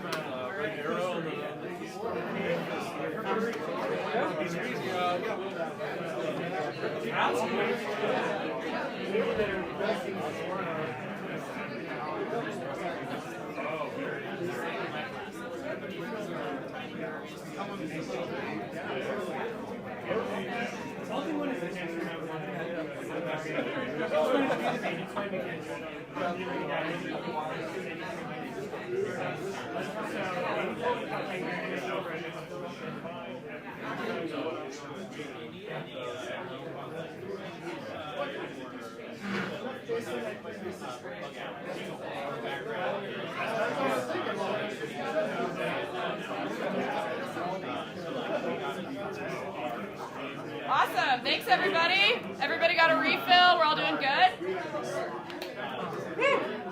Woo! All right. I want to introduce Travis from OBC Wine Project. Hi everyone. My name is Travis Green. I am the resident wine geek at Odell Brewing. For comparison, that makes me about like 20% more insufferable than a beer geek, so we're on the same level there. Yeah, I think so. We'll do some comparative analysis, but I think we're pretty close there. So we're going to try to pack about 3,000 years of wine technique and history and maybe superstition, all into about 40 minutes here, and then we're going to go next door and taste some wine. So you've got that to look forward to. So before I get started, I just want to touch on a couple of caveats about what we'll be talking about. The first one is that, first off, do we have any like real wine geeks in here? Okay, cool. We got one, we got two. Thank you. So y'all are going to be quiet and not correct me when I get it wrong. But no, people get weird around wine. When we start talking about wine, they kind of freeze up and tense up, and they think you have to speak French and talk about pencil shavings and honeysuckle and all of these things. And the end of the day, what we're talking about is some grape juice that has gone bad in a particular way that makes it taste good. So let's all kind of ground ourselves in that space and not really worry about the Psalms necessarily at this point. The other thing is that we have this long history of winemaking and wine culture and wine techniques. So if you ask 7 different winemakers the same question, you're going to get 7 different answers. It's dependent on region and variety and their personal preferences. So please, if you have a question and I respond with sometimes and maybe, that's just kind of the industry standard there. So you'll have to bear with us there. Wine gets a little bit weird where we get into superstition and tradition and dare we say mysticism a little bit. There's a woo factor in wine, and we can kind of lean into that a little bit too. So we're going to speed through this first slide really quickly. This is me. I've been a winemaker since 2009. That gives me about 15 years in the industry. Any other industry, you would be a veteran at this point, but as Eric said, we make wine once a year, so I've made wine 15 times. We can move through that. Take good notes every year and try to do better. We've gotten some good feedback here. We make some pretty good wine over at the Wine Project, and of course, I started in North Georgia with my family. Here's a photo of me with my tiny little press and my mom over there. It was cute. Since then, I've been a consulting winemaker, for urban wineries, and then I joined Odell in 2020 with Matt here when we stood up the tanks next door at the OBC Wine Project. About the OBC Wine Project, it really kind of came out of Odell's overall culture. We've got this idea of an employee incubator idea. So we had some employees that were really interested and passionate about fermentation. Wine was one of those fermentables that we can kind of explore, and that's where the idea kicked off. So we started planning in 2019. In 2020, we stood up all of the tanks. I moved out here from Georgia, and then 2 weeks after I got here, the pandemic shut everything down. It was awesome. We kind of weathered that storm. 2021, what's that? Great way to make some friends. Oh yeah, it was awesome. I've got stories, but we'll save that for later. So we were able to kind of weather that. In 2021, we brought most of our production on site. So at this point, we're producing almost all of our wines right next door at the Wine Project here. We crush anywhere from 50 to 100 tons of grapes every year, and we spit out about 7,000 cases of wine out the other side. That makes us a grape-to-glass winery. We receive fruit, we spit out wine on the other hand. We are, a lot of where we came from, and I'll keep touching on this, really comes from the land itself. So Odell has connections with hop growers in the Northwest, and a lot of those hop growers are also growing grapes. So it works out really well for us, where Odell, the brewery, can take some of the hops, I can take some of the grapes, and we work really well together. We have a good relationship with those vendors, and that gives us some good insight into those grapes before they hit the dock here. We also have a mission that is to make kind of a customer-focused, really approachable portfolio. We have to see the fact that we're not in Napa or Sonoma or Finger Lakes or anywhere else that has a really deep wine culture. We're in Beer Town right here, and a lot of people that come into the winery, they might not even know that they're interested in wine. So really what we're trying to do is make an approachable portfolio that anyone can have some interest in and find something that they like to drink. Some of that might be bone-dry whites and red wines and sparklings. Some of that might be spritzes and frosés, something just to get people in the door and kind of stoke that passion around wine. So the grapes are harvested, they come here, and we start making wine. So we're going to get in the first part into the vineyard, because that's where everything in winemaking starts. So I'm going to try to draw some analogies between winemaking and brewing throughout this. I'm not a brewer. I don't know anything about that, so if I get it wrong, just let me know. But really, as Eric kind of alluded to, the vineyard is really our mash tun.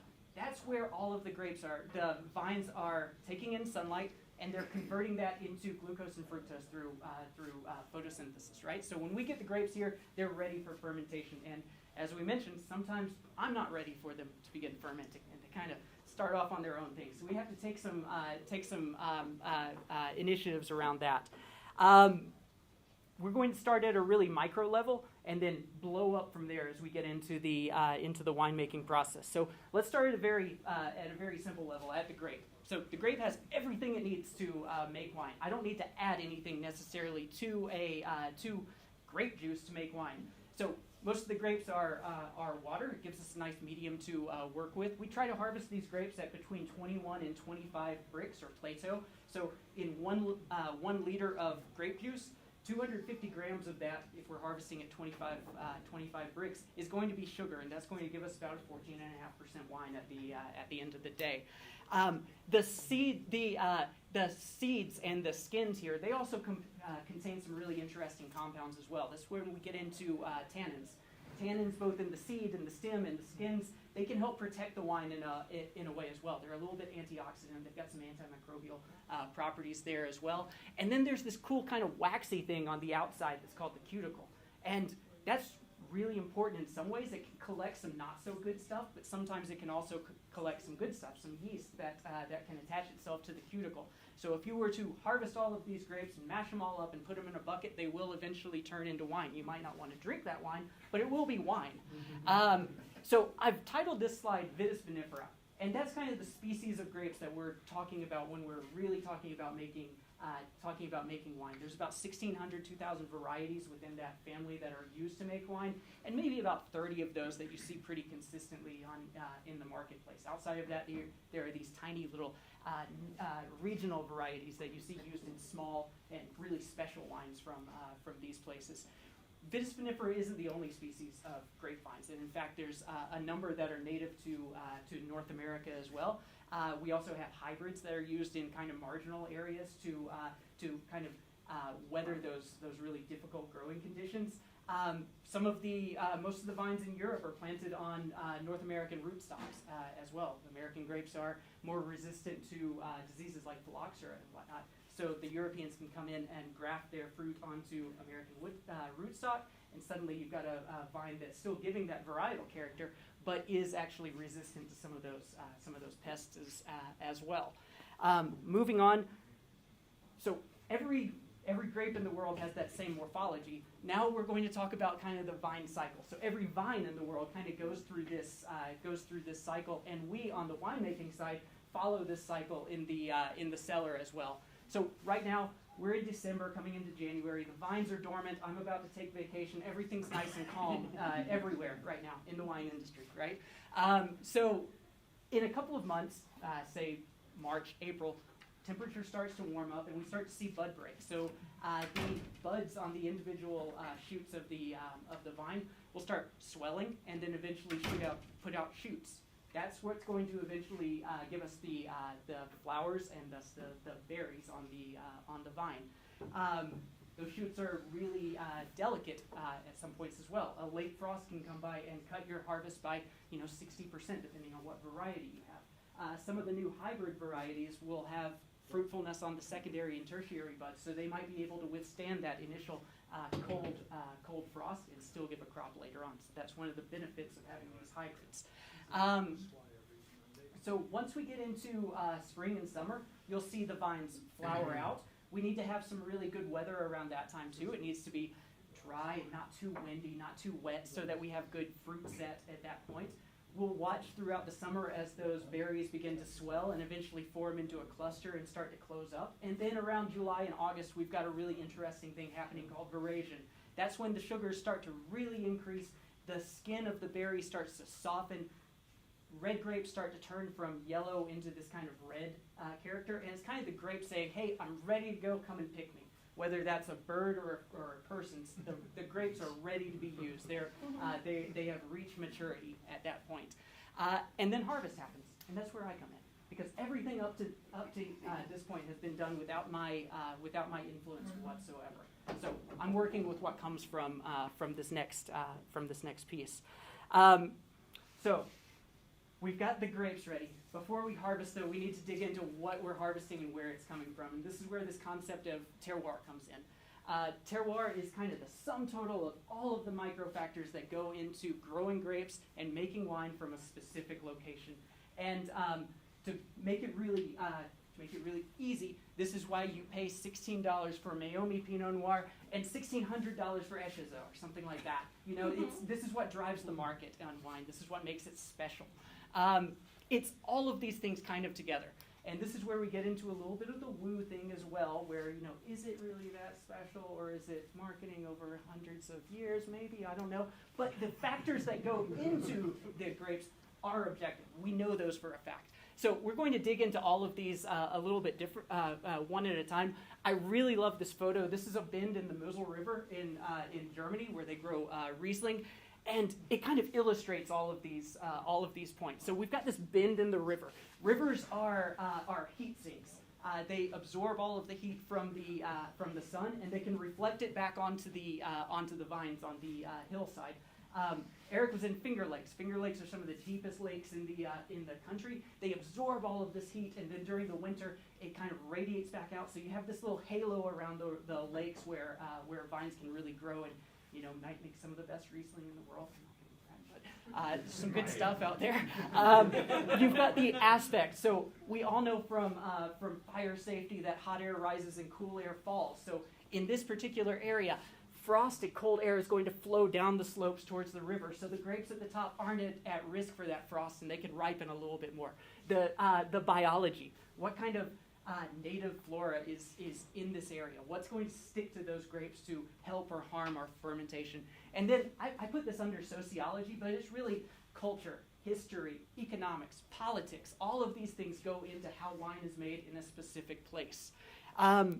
Let's dig into climate first. So generally, grapes are grown between 30 and 50 degree latitude. That's not totally, that doesn't tell the whole story, though. There's a reason why we're not growing grapes right outside of Chicago. It's cold there. But if you're in that latitude, there are various other processes that we can use to get that ripeness. So ocean currents. If we're talking about Bordeaux on the coast of France, we've got the Gulf Stream that's flowing up there and warming that area. And they've got some hills and some forests that are kind of blocking the precipitation there as well. We've got fog. Fog can play a really great role in some areas. It can be detrimental in others, but it kind of cools the area and provides a little bit of wetness there as well. Diurnal temperature swings, so it's cold at night, it's warm during the day. As grapes ripen, the acidity starts to fall, but if we have these swings, we can preserve some of that acidity as the grapes ripen throughout the season. Wind is super important. It can buffet the skins of the grapes and kind of develop a little bit more tougher skins and concentrate the flavors.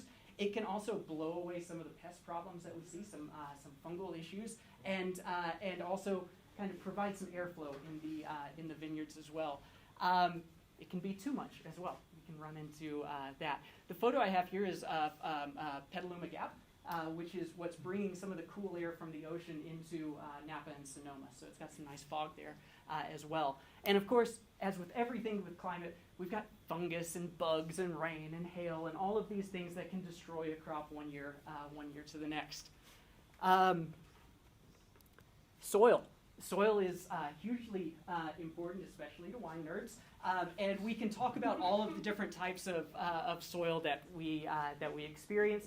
For the most part, we can say that extremely fertile soils grow really great vines, but they don't make really good fruit. So we can take different ways of managing that fertility, whether it's throttling back irrigation, using rootstocks that are kind of constricting some of that fertility, doing different manipulations on the vine itself to really get that concentration into the fruit, And you have people talking about these different types of famous soils throughout the world as well. Châteauneuf-du-Pape has these big cobblestones that take up heat from the sun and radiate them back onto the vines. Bordeaux, you've got the gravel banks out there. There's an area called Graves that is specifically around that gravel. Up in Oregon, we've got the Jory Loam and the marine sedimentary layers that are kind of give that Pinot Noir its kind of crunchiness. And then we can also talk about the drainage from the soil as well. So very rocky soil will drain, very chalky or clay soil might retain water. And that comes into play where in areas where we're not doing as much irrigation as well. Aspect and topography. So this is the actual lay of the land where the grapes are planted. Usually you'll see vineyards on a hillside. And what that's doing is offering some frost protection as that cold air goes down the hill. It also creates rain shadows in different places. We're in Fort Collins. We know what a rain shadow is. It's right against the mountains here. In areas in Europe, I'm thinking of Alsace. It's right against the Vosges Mountains, and it's blocking a lot of the cool air coming in and allows that area to really ripen big Rieslings and Pinot Gris and Gewürztraminers there. Planting on the very tops of hills will increase that diurnal temperature swing and retain more acidity throughout the season. So in Piedmont, we're planting Nebbiolo at the very top of the hill for our top Barolos. And then, of course, being nearby bodies of water, which will kind of help moderate some of those big temperature swings and maybe add a couple of weeks to the beginning and the end of the growing season to really develop more ripeness. Finally, we get to the fun part, the biology and the microbiology of the area. We deal with, this is a natural process, so we have bugs and we have beasts, we have bears and deer and all kinds of other things that can come through and destroy the vineyard, but we also have diseases. Phylloxera was one that nearly destroyed the European wine industry. In the south and warmer areas, we've got Pierce's disease, which is a big issue with European varieties planted in warmer areas. And then we've also got these native yeasts and bacteria that can come in on the grapes as well. However, it can also be a good thing, right? So if you've got an area that's kind of low-lying that gets a lot of that fog, maybe that fog in the afternoons dries up and burns off. So you've got fog in the morning, dry in the afternoon, fog in the morning, dry in the afternoon. Start getting some botrytis in some of these grapes, and over time, that fungus will kind of desiccate the grapes and concentrate the sugars. And when you make a wine from these really nasty-looking clusters, you can make some of the best wines in the world. So Tokai and Sauterne and some of these other botrytized whites. It's really exciting wine to taste and see as well. And then finally, we get to people. So that's the other kind of variable in this mix. And we can talk a lot about kind of natural winemaking or super low intervention winemaking or whatnot. But at the end of the day, somebody is picking these grapes and we're doing something with them. So people are intervening in the process at some point. A couple of examples here. This is trellising. So the top one is a grape trellis. It's on the Canary Islands, and they've kind of woven the vine into a basket to protect the grapes in the middle from these big winds that are blowing across the island. The bottom picture is a really pretty VSP trellis that we see, all over the world. You can hang 6 tons of fruit on that. It's easy, but if you put that on the Canary Islands, the winds are going to blow it right over. So various different areas have their own trellising system, which is going to impact how the grapes themselves are expressed. We also have markets where we are, at the end of the day, also trying to sell some wine. So we have to take that into consideration, and that's not a new thing. That's been a development for centuries as well. If you go to Montalcino in Italy, all of the wineries have these tunnels underneath that lead down into the city center, just so they can bring their finished goods to a place where they can distribute it out from there. Wine is and always has been an economic project, and a lot of the famous wines around the world come from that aspect as well. We wouldn't have Bordeaux if the Dutch didn't kind of drain the swamps and build up the vineyards there. We wouldn't know about port if it wasn't a British kind of part of the British trade at that point. So this has always been with us. And as those various different regions get better, start growing their own grapes, they regulate which kind of grapes can grow in a specific area. And then we develop the winemaking techniques around those grapes that grow in the specific area. So I'll give you an example. If you were to live the dream and move to France and buy a small domain in Burgundy and decide you want to plant Cabernet Sauvignon there, you're not going to label it as a Burgundy or whatever else. You've contradicted the regulations. You can only plant Pinot Noir, Chardonnay, Aligot, maybe one more, Gamay to a degree. But in order to label your wine and take advantage of this really special real estate that you have to play by the rules. You're planting Pinot Noir or Chardonnay there. So our winemaking techniques kind of spring up from that same kind of situation. Travis, really quick, you said VSP for that. Oh, yeah. Can you explain really quick what the So VSP is? vertical shoot positioning, or was it Guyot? Yeah, Guyot. Yeah, so vine grows up, like it's got a big trunk, and then it's got two arms that stick out. And from each one of these arms, we can either pull a cane or a spur. The grapes shoots start to grow up off of this arm. It's called a cordon. And each year, this is what's going to hang the fruit. So you've got one wire that's holding the fruit, and then you catch these shoots at progressively higher levels. What you're doing is basically setting up a big solar panel in the field so it can trap as much sun as possible coming through there in order to really hasten ripening and maximize yields as much as possible. Now you can do a lot in this area within that design. Maybe you leave some leaves on the exposed side to prevent sunburn. Maybe you pick those leaves to get more heat onto the grapes and drive off some pyrazines or something like that. So you can manipulate those to a degree as well. Trellising just goes everywhere. Thank you. Yeah, you guys stop me if I have questions. If you have questions, because I'm just gonna roll through this. Winemaking is so full of acronyms. It's like you don't even realize it's something. It's great. Yeah, I guess I really use the same thing. So at this point, let's pretend that we've got our grapes. We're in our special little domain somewhere with our vineyard. We've taken the grapes through the entire cycle. It's come down to August, and we're ready to harvest. So what does that mean to actually harvest?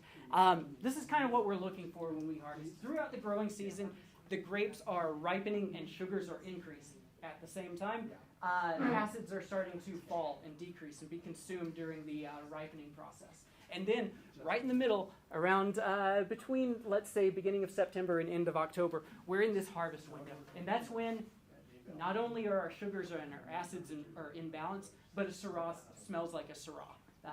Pinot Noir smells like a Pinot Noir. We've got phenological ripeness as well. The seeds are ripe, the stems are ripe, the skins are ready to go. We can pick the grapes. Now, in a perfect year, that would be it. We get great grapes, we make wine from them. It's not always a perfect year, so there are some things we can do in the cellar to change those parameters a little bit. Maybe we can add or reduce acidity of a wine. Acidity in wine, we're looking at tartaric acid or malic acid, and we can do a little bit of change on that as well, either adding some acid to bring the pH down or reducing it. We can add some water back. If we get a super high Brix pick, we might need to add some acidified water back to bring the alcohol down or the sugar down to a level that we're not making jet fuel. In areas that are really cold, we can add sugar. In certain areas, again, this is something that's under regulation. We can't do that in California, but in marginal growing areas, we can add a bit of sugar to bring the fermentables up. And then we can play with all sorts of cool equipment that I can afford. We've got spinning cones and reverse osmosis and sweet spotters and ion exchanges, all things that can help us kind of change those parameters before fermentation. Once we get through harvest, we're going into the cellar. And I'm going to breeze through these pieces. The crush day, harvest day, when we're all bringing in the grapes, we're destemming, we're pressing, et cetera, it's really cool, and it's a really visible and fun part of the winemaking process. But at the end of the day, it's like a grain truck pulling up to the silo over here. We've got raw materials that we're trying to get in a way that we can work on fermentation from there. So this is kind of where our decision tree starts to split a little bit. For white wine, bring those grapes in, and we'll generally, sometimes, immediately separate the juice from the skins and then ferment that clean juice later. So we press the grapes, the juice comes out. Maybe we split off our hard pressings to a different tank and keep our kind of the core of our press to a different tank. We'll let that settle out. Pull the clean juice off after maybe 2 or 3 days, depending on how quick it settles. Maybe we throw some pectic enzyme in there to make it settle a little bit quicker. Move that over into a clear fermenter and start our fermentation process at that point, usually with a commercial yeast that we pitch. We'll get back to fermentation here in a minute, but this is kind of the entire cycle. After it settles, we ferment. We can decide whether it goes through mallow. We'll come back to that in a second as well. We can age, clarify, and then package, ready to go for market. We can turn a white wine around in about 4 to 6 months. We tend to hold on to our Chardonnays about eight months before packaging. Red wines, take that first step out. Instead of separating the liquid from the solid at the crush pad, we just move the entire mass into a fermenter and let it rock. So skins, seeds, stems, bugs, mice, whatever else, it all goes into a tank, and it starts and we start the fermentation. And part of what we're doing through that is managing the profile of that fermentation through maceration, through punch downs, pump overs, temperature control, yeast selection. All of these things go into our fermentation. Generally, we're between 12 and 30 days on the skins, depending on our grape variety and how much stress I'm under at that particular time, how quickly we need to turn a tank. So we've got that. After fermentation then, after the wine is totally dry, at that point is when we'll start, or sometimes maybe, is when we start pressing that wine out. So we separate the solids from the liquid at the end of fermentation. That's that cool photo of digging out a tank and just, yeah, it's fun. One of the cool things about wine, as I'm going to just go off on a tangent here, is how physical it is, how dirty and nasty and really in the mess you are with your raw materials. You really get a good sense of the fruit just by being covered in it for 100 days straight. Yeah. So after red wine ferments, it goes through some aging. The aging regime might be in stainless, it might be in oak, it might be 4 months, it might be 36 months, depending on again, our aims and our styles. We might use neutral oak, we might use staves, we might use new oak. Really depends at that point. But again, we're going to do a little bit of blending. We're going to put it back in barrels to marry everything, and then we're going to package at the end when that wine is ready. So these are some of the decisions we can think of when on that crush day when we're trying to determine our styles.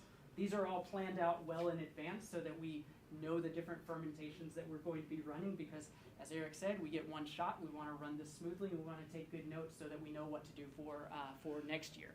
So maceration length, how long the red wines stay on these skins, how much are we punching them down, how much are we tearing up those skins to really extract the tannins and the colors and the flavors. Do we incorporate stems? Do we incorporate whole clusters?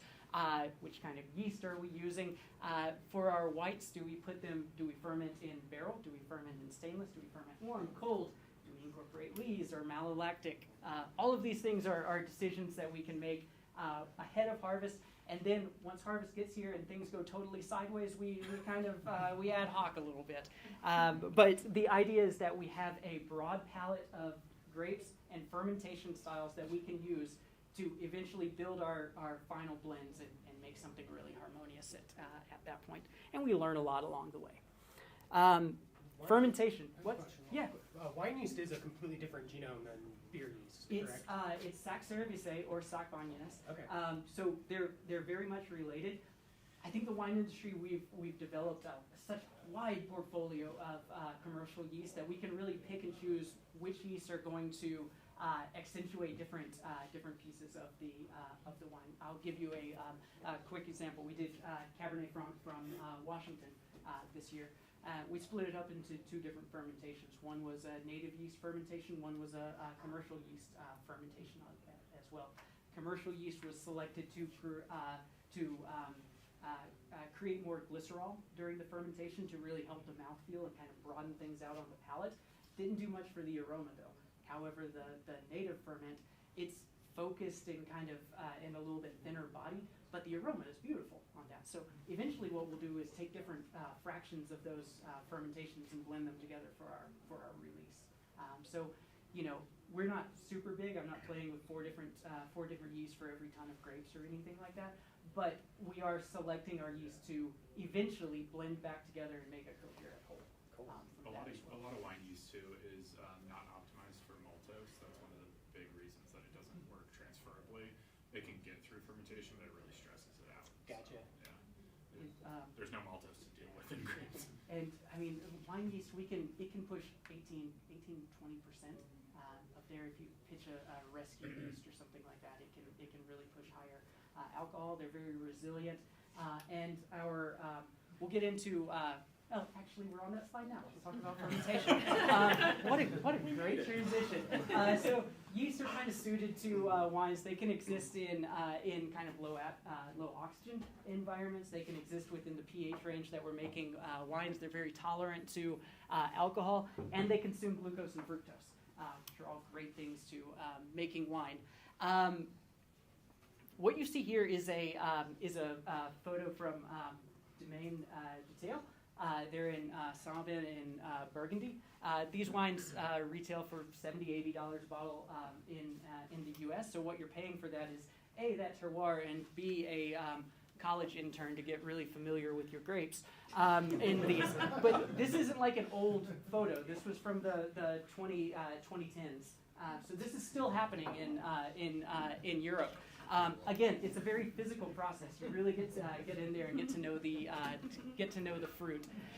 So once we kick off fermentation, I'm usually using a selected yeast, and we'll go through a process of acclimatization for the yeast as well. We'll make a big yeast starter. We usually I tend to be a little bit proactive there. So we're using a yeast nutrient as we rehydrate. We pitch that yeast nutrient. And then here it comes down to understanding the vineyard and the kind of analysis beforehand.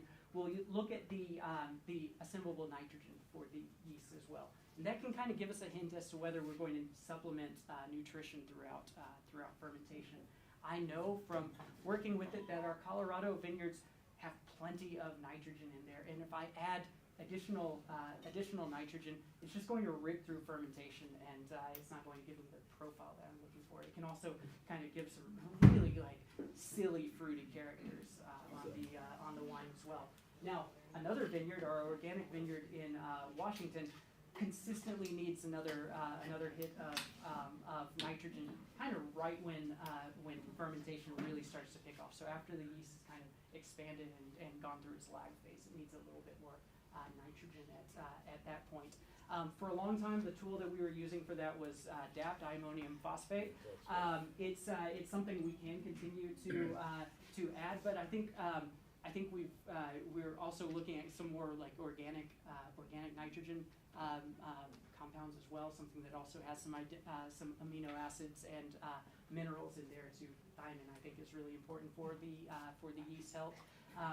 DAP is something like, you know, your 6-year-old wakes up from a nap and you hand them a soda or something. It's going to get them really energized, but they're going to crash hard later on.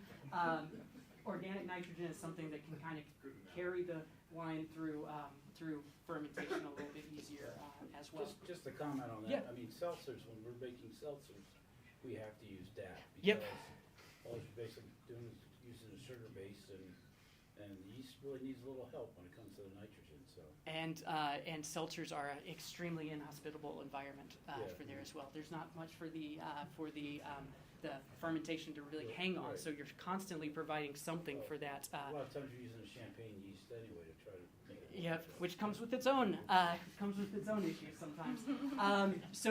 And we run into these same problems in winemaking. One of the bigger ones that we run into is volatile sulfur compounds or sulfides. This is when you walk in the morning and your ferment smells like rotten eggs. So a lot of times in winemaking, we've got a third option of doing nothing and kind of seeing how things turn out, kind of walking back and waiting for a couple of weeks. In this point, it's not something that we can wait a couple of weeks to deal with. We need to deal with that now. So if we get a stinky ferment, we need to get some oxygen in there. We need to get some nutrients in there. We've got various techniques for that. Pinot Noir, we'll do a délestage where we drain off a tank into a separate tank and then just fire hose it back onto the top. We can splash rack to get some aeration into the wines, but we don't want to go too far because eventually these sulfides will turn into disulfides and turn into mercaptans, and it becomes harder and harder to fix the problem. Another one is stuck fermentations. It's something that we never want to, we really never want to deal with, but we can generally get through that okay. We've had a few. At that point, we basically need to detoxify the juice and kind of restart fermentation as well. And that's something, again, that we need to address pretty quickly because things can go south really, really fast in a stuck fermentation as bacterial starts to take over there as well. So fermentation, that's one slide on fermentation. I feel like there should be more there. Questions? I will say, on the brewing side of things, if you ever run into a stuck fermentation and want advice, talk to a winemaker. Like that is something that is so harped on, and I think there are a lot of techniques that are super common in the winemaking world that aren't necessarily yet adopted on the brewing side of things. But if there's anybody that's really good at troubleshooting a stuck fermentation, it's a winemaker. What is the radio to wine ratio then, Eric? It's super high if you're me. But yeah. I mean, stuck fermentation. I've even in the best years, there's always a kind of the risk of that. So I've always got a couple of packs of restart yeast that are kind of like break glass in case of emergency that we can pitch on those just to get us through fermentation, because it really is 2 or 3 days that you need to address that. Yeah. Just real quick, backing up, you guys talk about, you harvest the grapes and that's your one shot. Are you not allowed, can you not freeze the grapes? Is that going to hurt the product? Yeah. On a bumper year, some growers will freeze grapes. They don't freeze super well, and those cells in the skin kind of break open, so you've got like a 2-year cold soak or something. So you're extracting a lot into those grapes. It's really hard to do it cleanly too. So the product would be quite a bit different. Yeah, and I've worked with frozen grapes before, and they're just kind of it's not the same. Unless you're intentionally working with frozen grapes, so like an iced wine or something like that. You can do that. Like you said, I got started in Georgia, and it's not a place that's known for its ice wine. So we would chuck all of these grapes in a freezer for the season, and then at the end of the season, when it's cold outside, press them super slowly out in a basket press and make a vin de glace. It's super popular. We got a sweet tooth in the South, so sweet wines did really good. Part of what happens when you're freezing it, right, is you're creating ice crystals of the water, but the sugar is not freezing. So then, if you're going to then press a frozen or a semi-frozen grape, the ice is staying with the solids, and the liquid portion of it is more osmotic. It's more highly sugar. So you're ending up with basically an artificially heightened sweetness level of that juice. And talk about a stressful fermentation. Oh, gosh. Those are tough. That's a tough environment for the yeast as well. Those might kick on for 3 months or so as they're going through.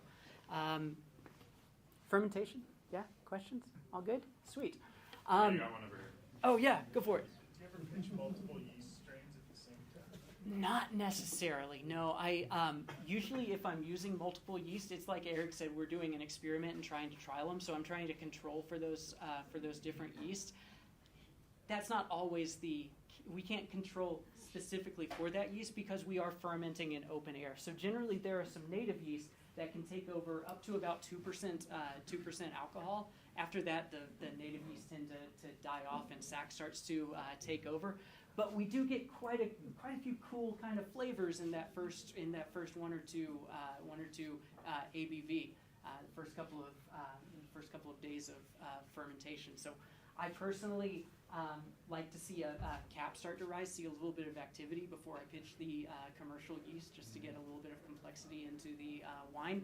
We also have yeast available to us that are non-sac yeast that are actually pitched at that stage to outcompete all of the spoilage yeast and then allow the sac to take over from there.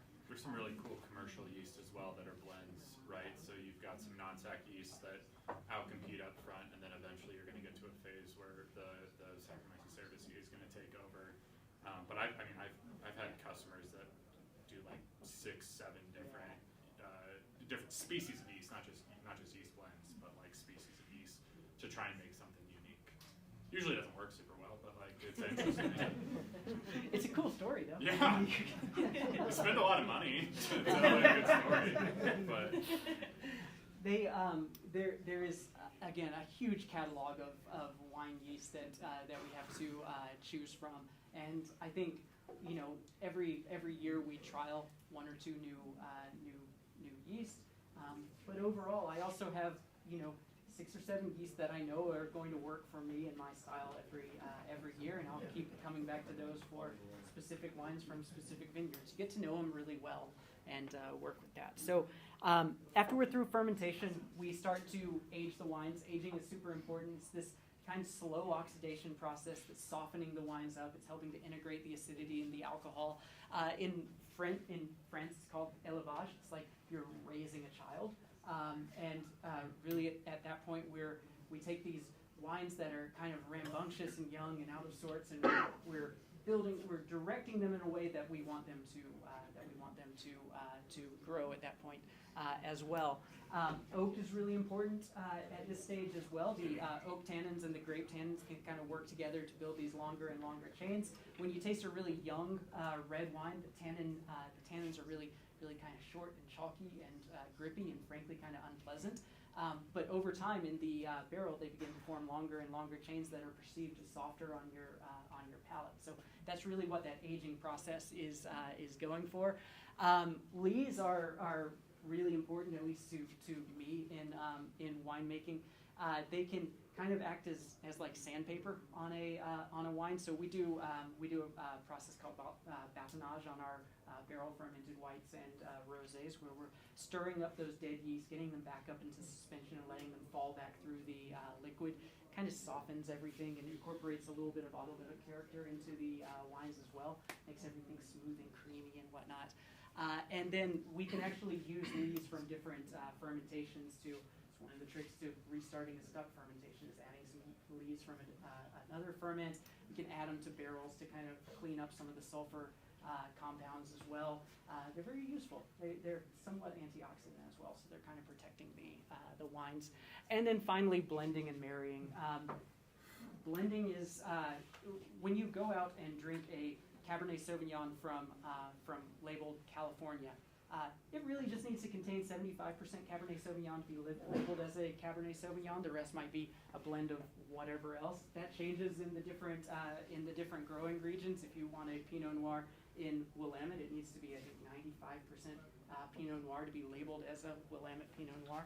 But everything gets a little bit of a blend, or at least in my style, everything gets a little bit of a blend. It might be 2 or 3% or something, but it is something just to heighten the expression of that grape from a specific time. Our Cabernet Sauvignon from Roy Farms in Washington, it benefits from 3% of Merlot in there. Just kind of lifts everything. So so that's always a piece as well. We'll blend that, put it back down in barrels for 6 months, and let everyone get to know each other until it's ready for packaging there. Can you tell me about that picture? What's that?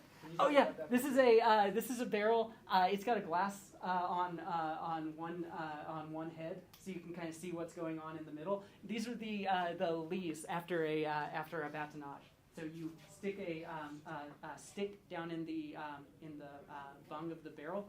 It's called a baton because it's French and it costs 3 times as much than a stick. So you stir this. You stir. You're getting everything else up into suspension. You're introducing some oxygen. You're blowing off some of those sulfide characters, and you're letting everything kind of settle down. Now, eventually, those lees are going to go a little bit reductive and get kind of stinky, and at that point, we'll move the liquid off of the lees into a tank, clean out the barrels, and put it back down afterward to remove it to a different barrel. We taste a lot of wine as the wine matures, but we also get to taste the lees. So we suck a portion of the lees out of the bottom of a barrel and then sniff and taste those to see if they're starting to go reductive, and that kind of gives me an idea of whether it's time to move that wine or not, because I really want to avoid moving that wine as much as possible, maybe 3 or 4 times before the wine is bottled. questions? Cool. Okay, so we've gotten through fermentation. Yes, question. You hear the term must. Yep. Wine. What's that all about? So must is wine before it turns into wine. So it's all of the grapes, the stems, the seeds, all of that good stuff. After fermentation, when we've drained all of the liquid off, that must is now pomace. So we clean when we're cleaning out the tank, we're cleaning out the pomace of the tank. So must, pomace, wort, and all that good stuff. Yeah. So we've gotten through fermentation. We've got it in the barrels. Our wine is aging. It's beautiful. We're ready to package it. This is where the lab comes in to make sure that we're not screwing things up the entire time, and we haven't gone too far away from what we were planning on doing. There's like 5 things that need to go right in winemaking, and then like a million things that can go wrong. So our real responsibility is to make sure that we don't lean too far into those wrong things. So here's a bunch of wine faults that we deal with. Basically, if you want to prevent wine faults, at this point, oxygen is no longer our friend, it's our enemy, so we want to keep our barrels topped up. We're going to keep up everything clean. We're going to talk about SO2 and pH management a little bit here as well, and then we can do lab analysis and filtration if necessary before packaging. Bunch of the different faults: oxidation, aldehydes, volatile acidity, lactic acid bacteria, super fun one. If anybody's ever had a mousy or a ropey wine, those are super cool to find in the wild. Smoke taint is absolutely horrible to deal with. We got that in 2020, and at that point the industry really didn't know how we were going to deal with that. There wasn't a lot of research on that, and I think the lab that had most of the research got evacuated in 2020 and lost a bunch of the samples at the same time. Not a lot you can do to prevent that as well. Harvest early, pray, make sure your crop insurance is up to date. Brettanomyces is something that we're constantly keeping an eye on because we're making wine right next to a Brettanomyces factory over here. We've got. You're not kidding.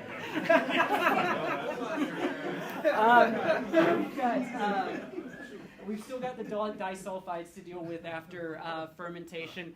And then cork taint is another one you hear that's not necessarily from corks anymore, but really that chlorine cleaners in the winery can lead to that as well. Questions on wine faults?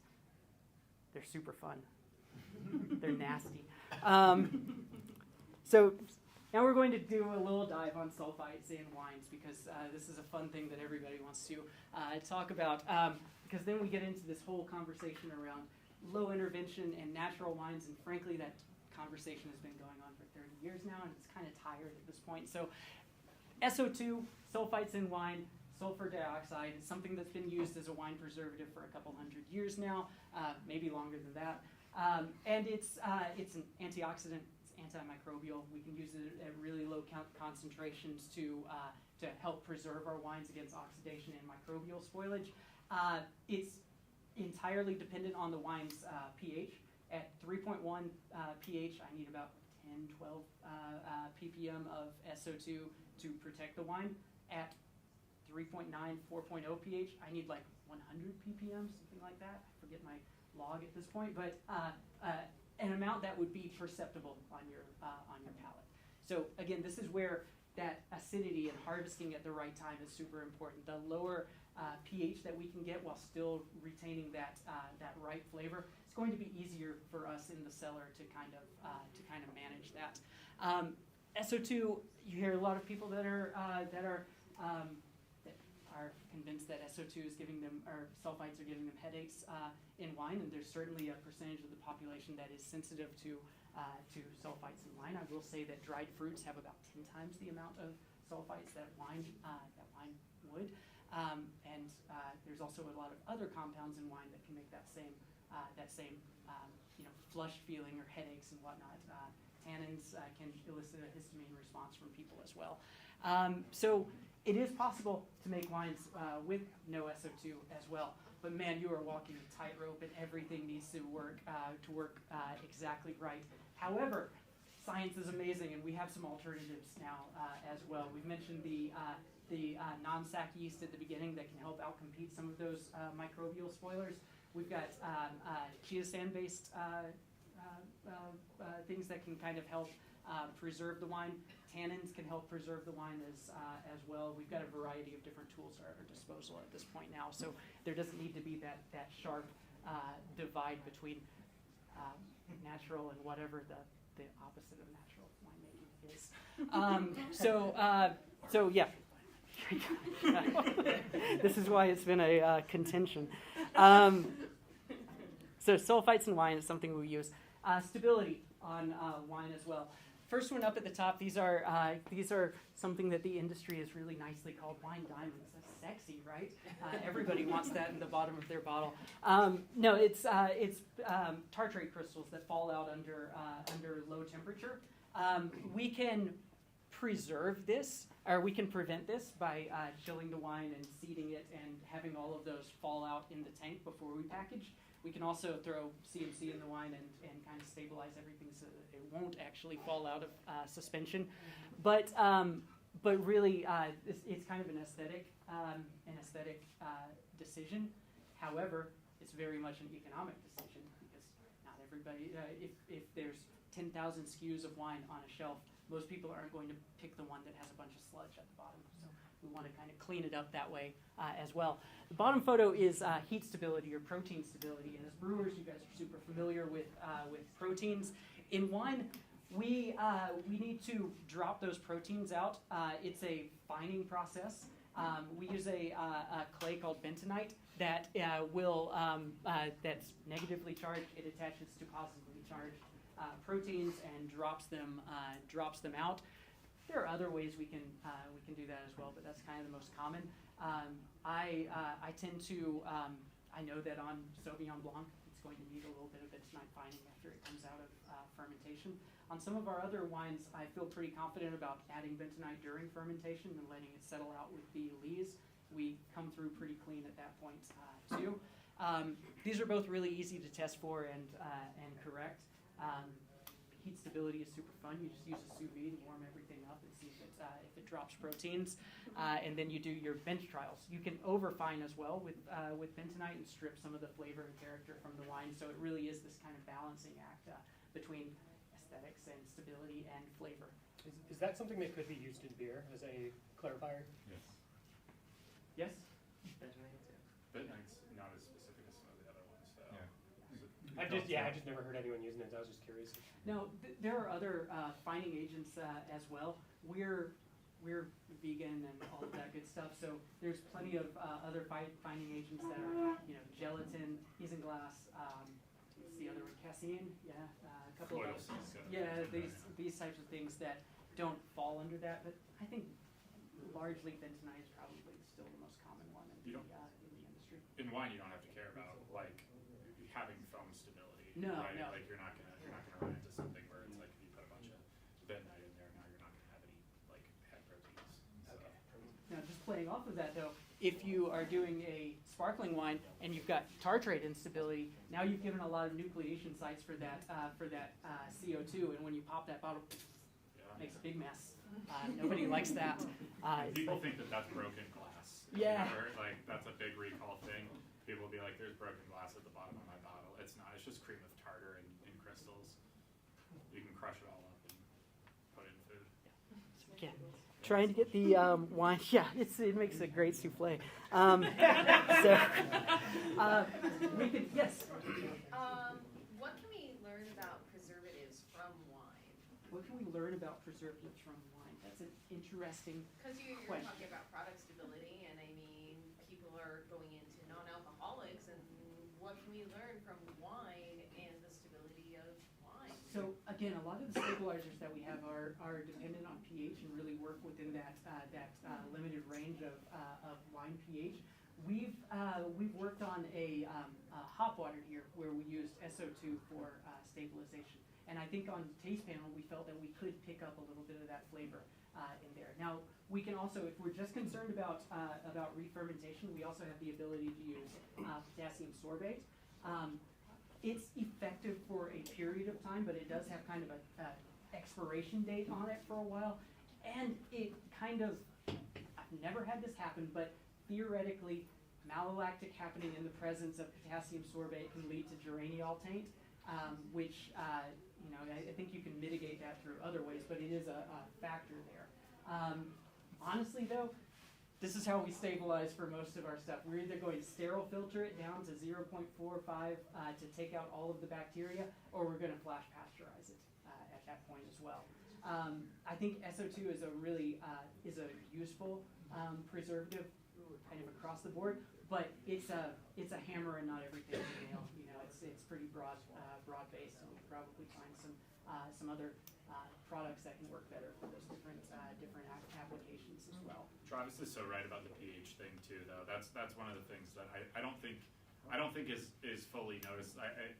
You didn't specifically bring it up because I think it gets more technical, but 0.8 molecular is a threshold of pH that is considered antimicrobial in wine, and it's specifically dependent on pH. So when Travis was saying at 3.1, 10 to 12 ppm is antimicrobial, that's hitting that 0.8 molecular limit. In a beer, you're going to be at, it's exponential, thousands of ppm. Like it's higher than a safe limit to be antimicrobial at that pH. Velcro and things like that exist, but a lot of these things are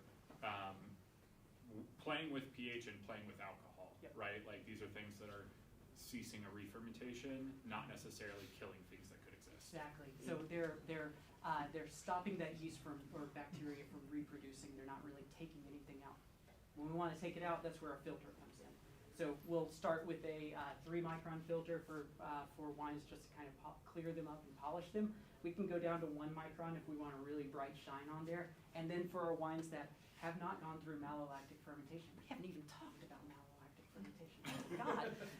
If we want a wine that hasn't gone through mallow that we're going to put in bottle, we'll run it through 0.45 molecular, or 0.45 micron as well, to really ensure that we've got bottle sterility at that point.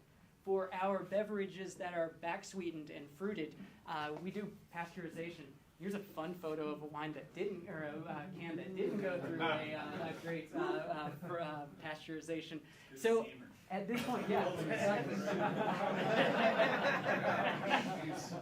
So we do have a process in place now that we can track our PUs. We hold it in micro for a long period of time. We can determine micro at different stages and feel pretty good about releasing those into the wild at this point. But it was definitely a learning experience as we moved into that particular product. Fun fact on that picture. 5 minutes later, when I got in the microphone, it blew up on me before I could even open it. So much fun. Yeah, good stuff. Yeah, I should talk about malolactic really quick, just while we're on it. Okay, so malolactic fermentation. It's not really a fermentation; it's a conversion. It's not creating alcohol per se. It does create a little bit of CO2, but basically we've got these lactic acid bacteria of a specific type called Inococcus acini, and what that bacteria is doing is feeding on the malic acid in wines, red and white wines. So malic acid, malus. Know your Latin, that's apple, so that green apple acidity that you taste in wine sometimes.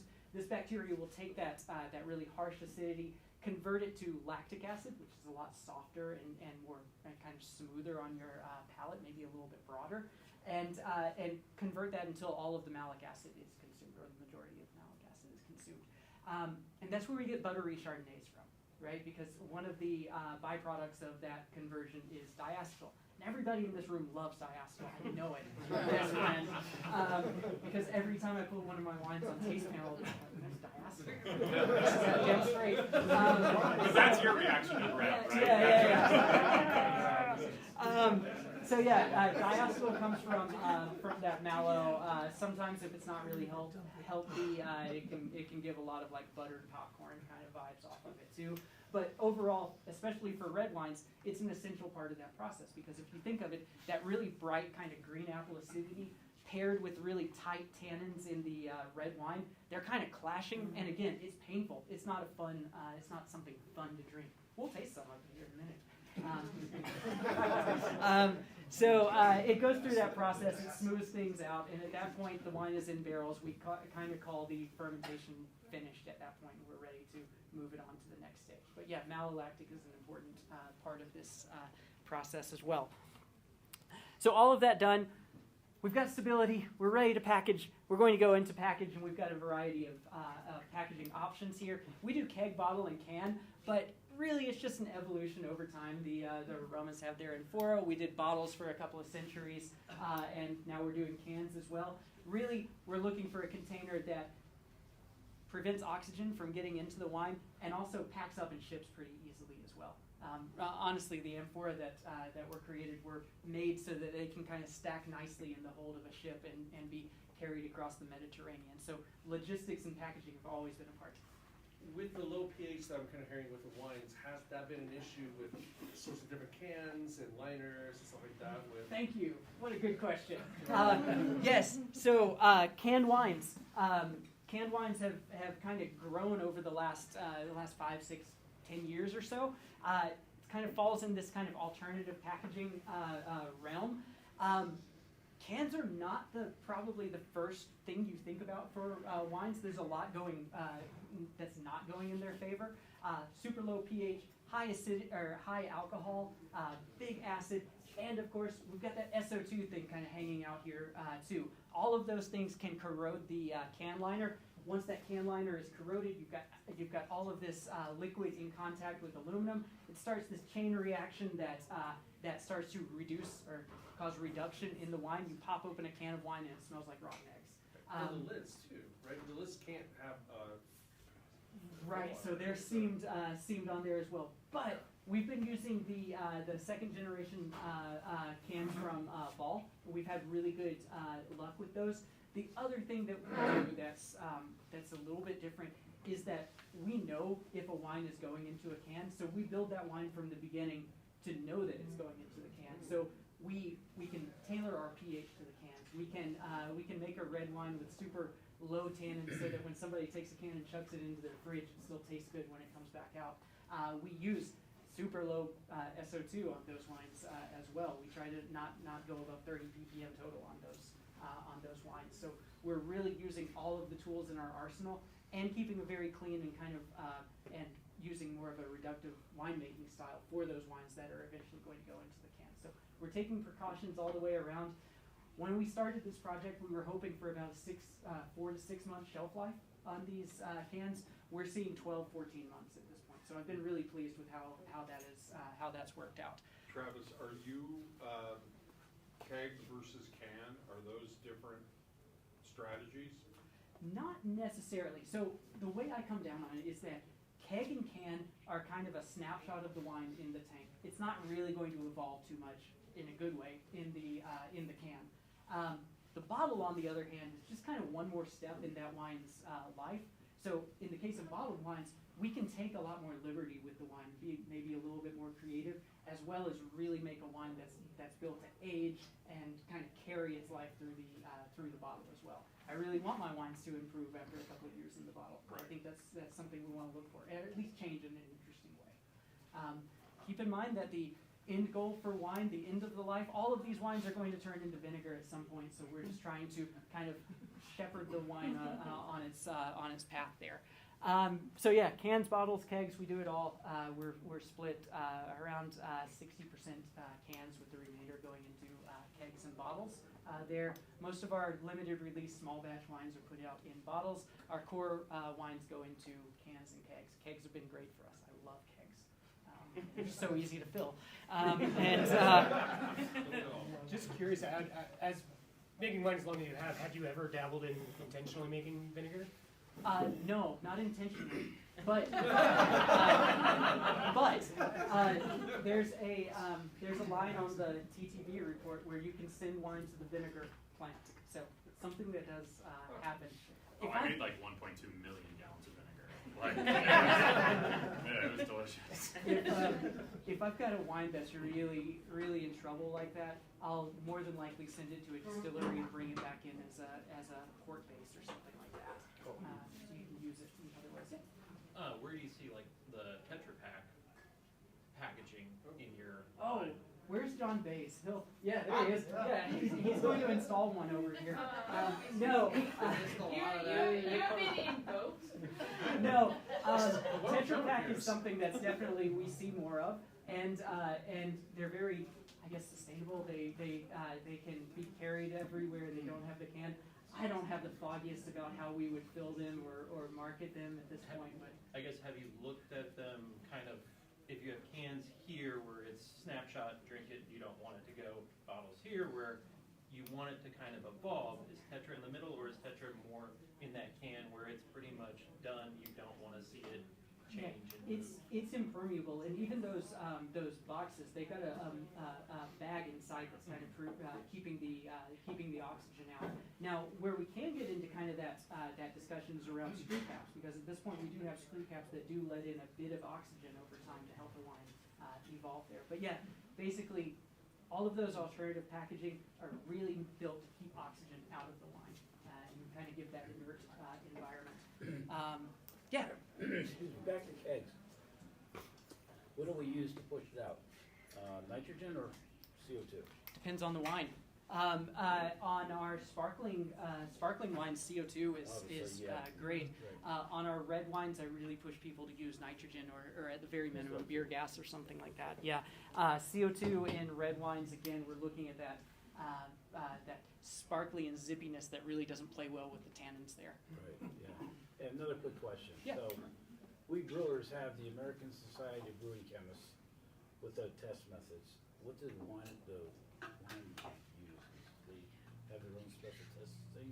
Yeah, we've got wine labs. ETS is a big one that we can use. A lot of our testing is done in-house, though. I test. Yeah, I realize that, but do you have a... You mean the methods? Standard. The American Society of ESEF, yeah. So the American Society of Enology and Viticulture is really similar. That's the like standardization of the It's like ASBC methods. Yeah. Right. Okay.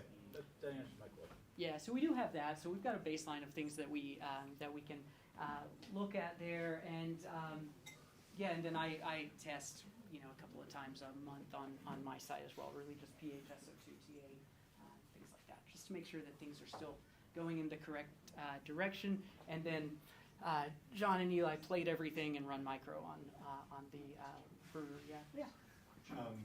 With beer, we primarily use CO2 as transfer gases, although there's been a movement towards nitrogen for a lot of good reasons. Yep. How do you transfer primarily? Again, it depends on the wine. Again, for most, if the wine is going to be sparkling, I've got CO2. I can push it with CO2. CO2 does a really good job of blanketing that wine, and if a little bit is absorbed into the wine, I don't have a huge problem with that. Overall, though, nitrogen is preferred.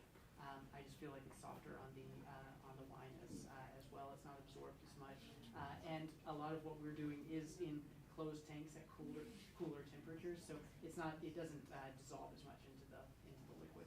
I will say, kind of across the board, it's more common in the wine world for it to just be pumps, not necessarily pushing with gas. The thresholds of DO for final packaging is significantly higher for wine than it is for beer. Yeah. I mean, to a point where, like, if you're using any sort of like inline sensor or a C-box or anything like that, you're not measuring in ppb. You're measuring in ppm. Yeah. Right. So you have a flexibility that's like, hey, some oxygen kind of helps. Yeah, oxygen. Again, we go back to that. Oxygen is kind of our frenemy. It's good in some spaces and really detrimental in others.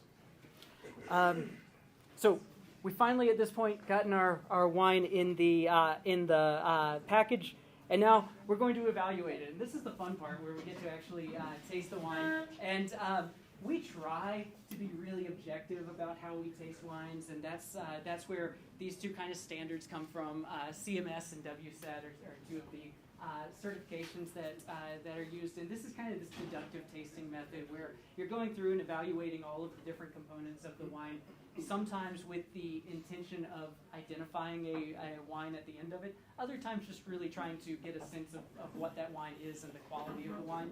But this is where all of those weird descriptors that you hear wine people use kind of come from. We've all got this kind of common vocabulary that we can use to describe a wine. And we're going through and evaluating the wine's body, the acidity, the length of the wine, the tannins, the alcohol, all of that. If you ever want to be really grossed out, get in a room of somms that are tasting wine, all of the slurping and spitting and all of this. It's really great the way you can identify or categorize acidity in the wine. Take a sip and then hold your head forward and see how long it takes you to start drooling. That's a really pleasant thing to be doing around folks. But you can kind of objectify the levels of the acidity or the alcohol in the wine. So this is kind of some of the vocabulary we use to talk about that. But in this group, we're going to go next door. We're going to taste some wine. And these are kind of the things I want you to keep in mind. We start to drink with our eyes, so we can look at the color. We're looking for any kind of browning or bricking that's going to tell us if the wine is older or maybe oxidized. We're going to give it a swirl, and just like in beer, you're liberating some of those esters come up out of the glass. We're going to sniff. That's where you're identifying the primary aromas and the secondary aromas, and we'll finish this next door when we actually get some wine in our glasses. Nailed it. All right, thank you all for my long presentation.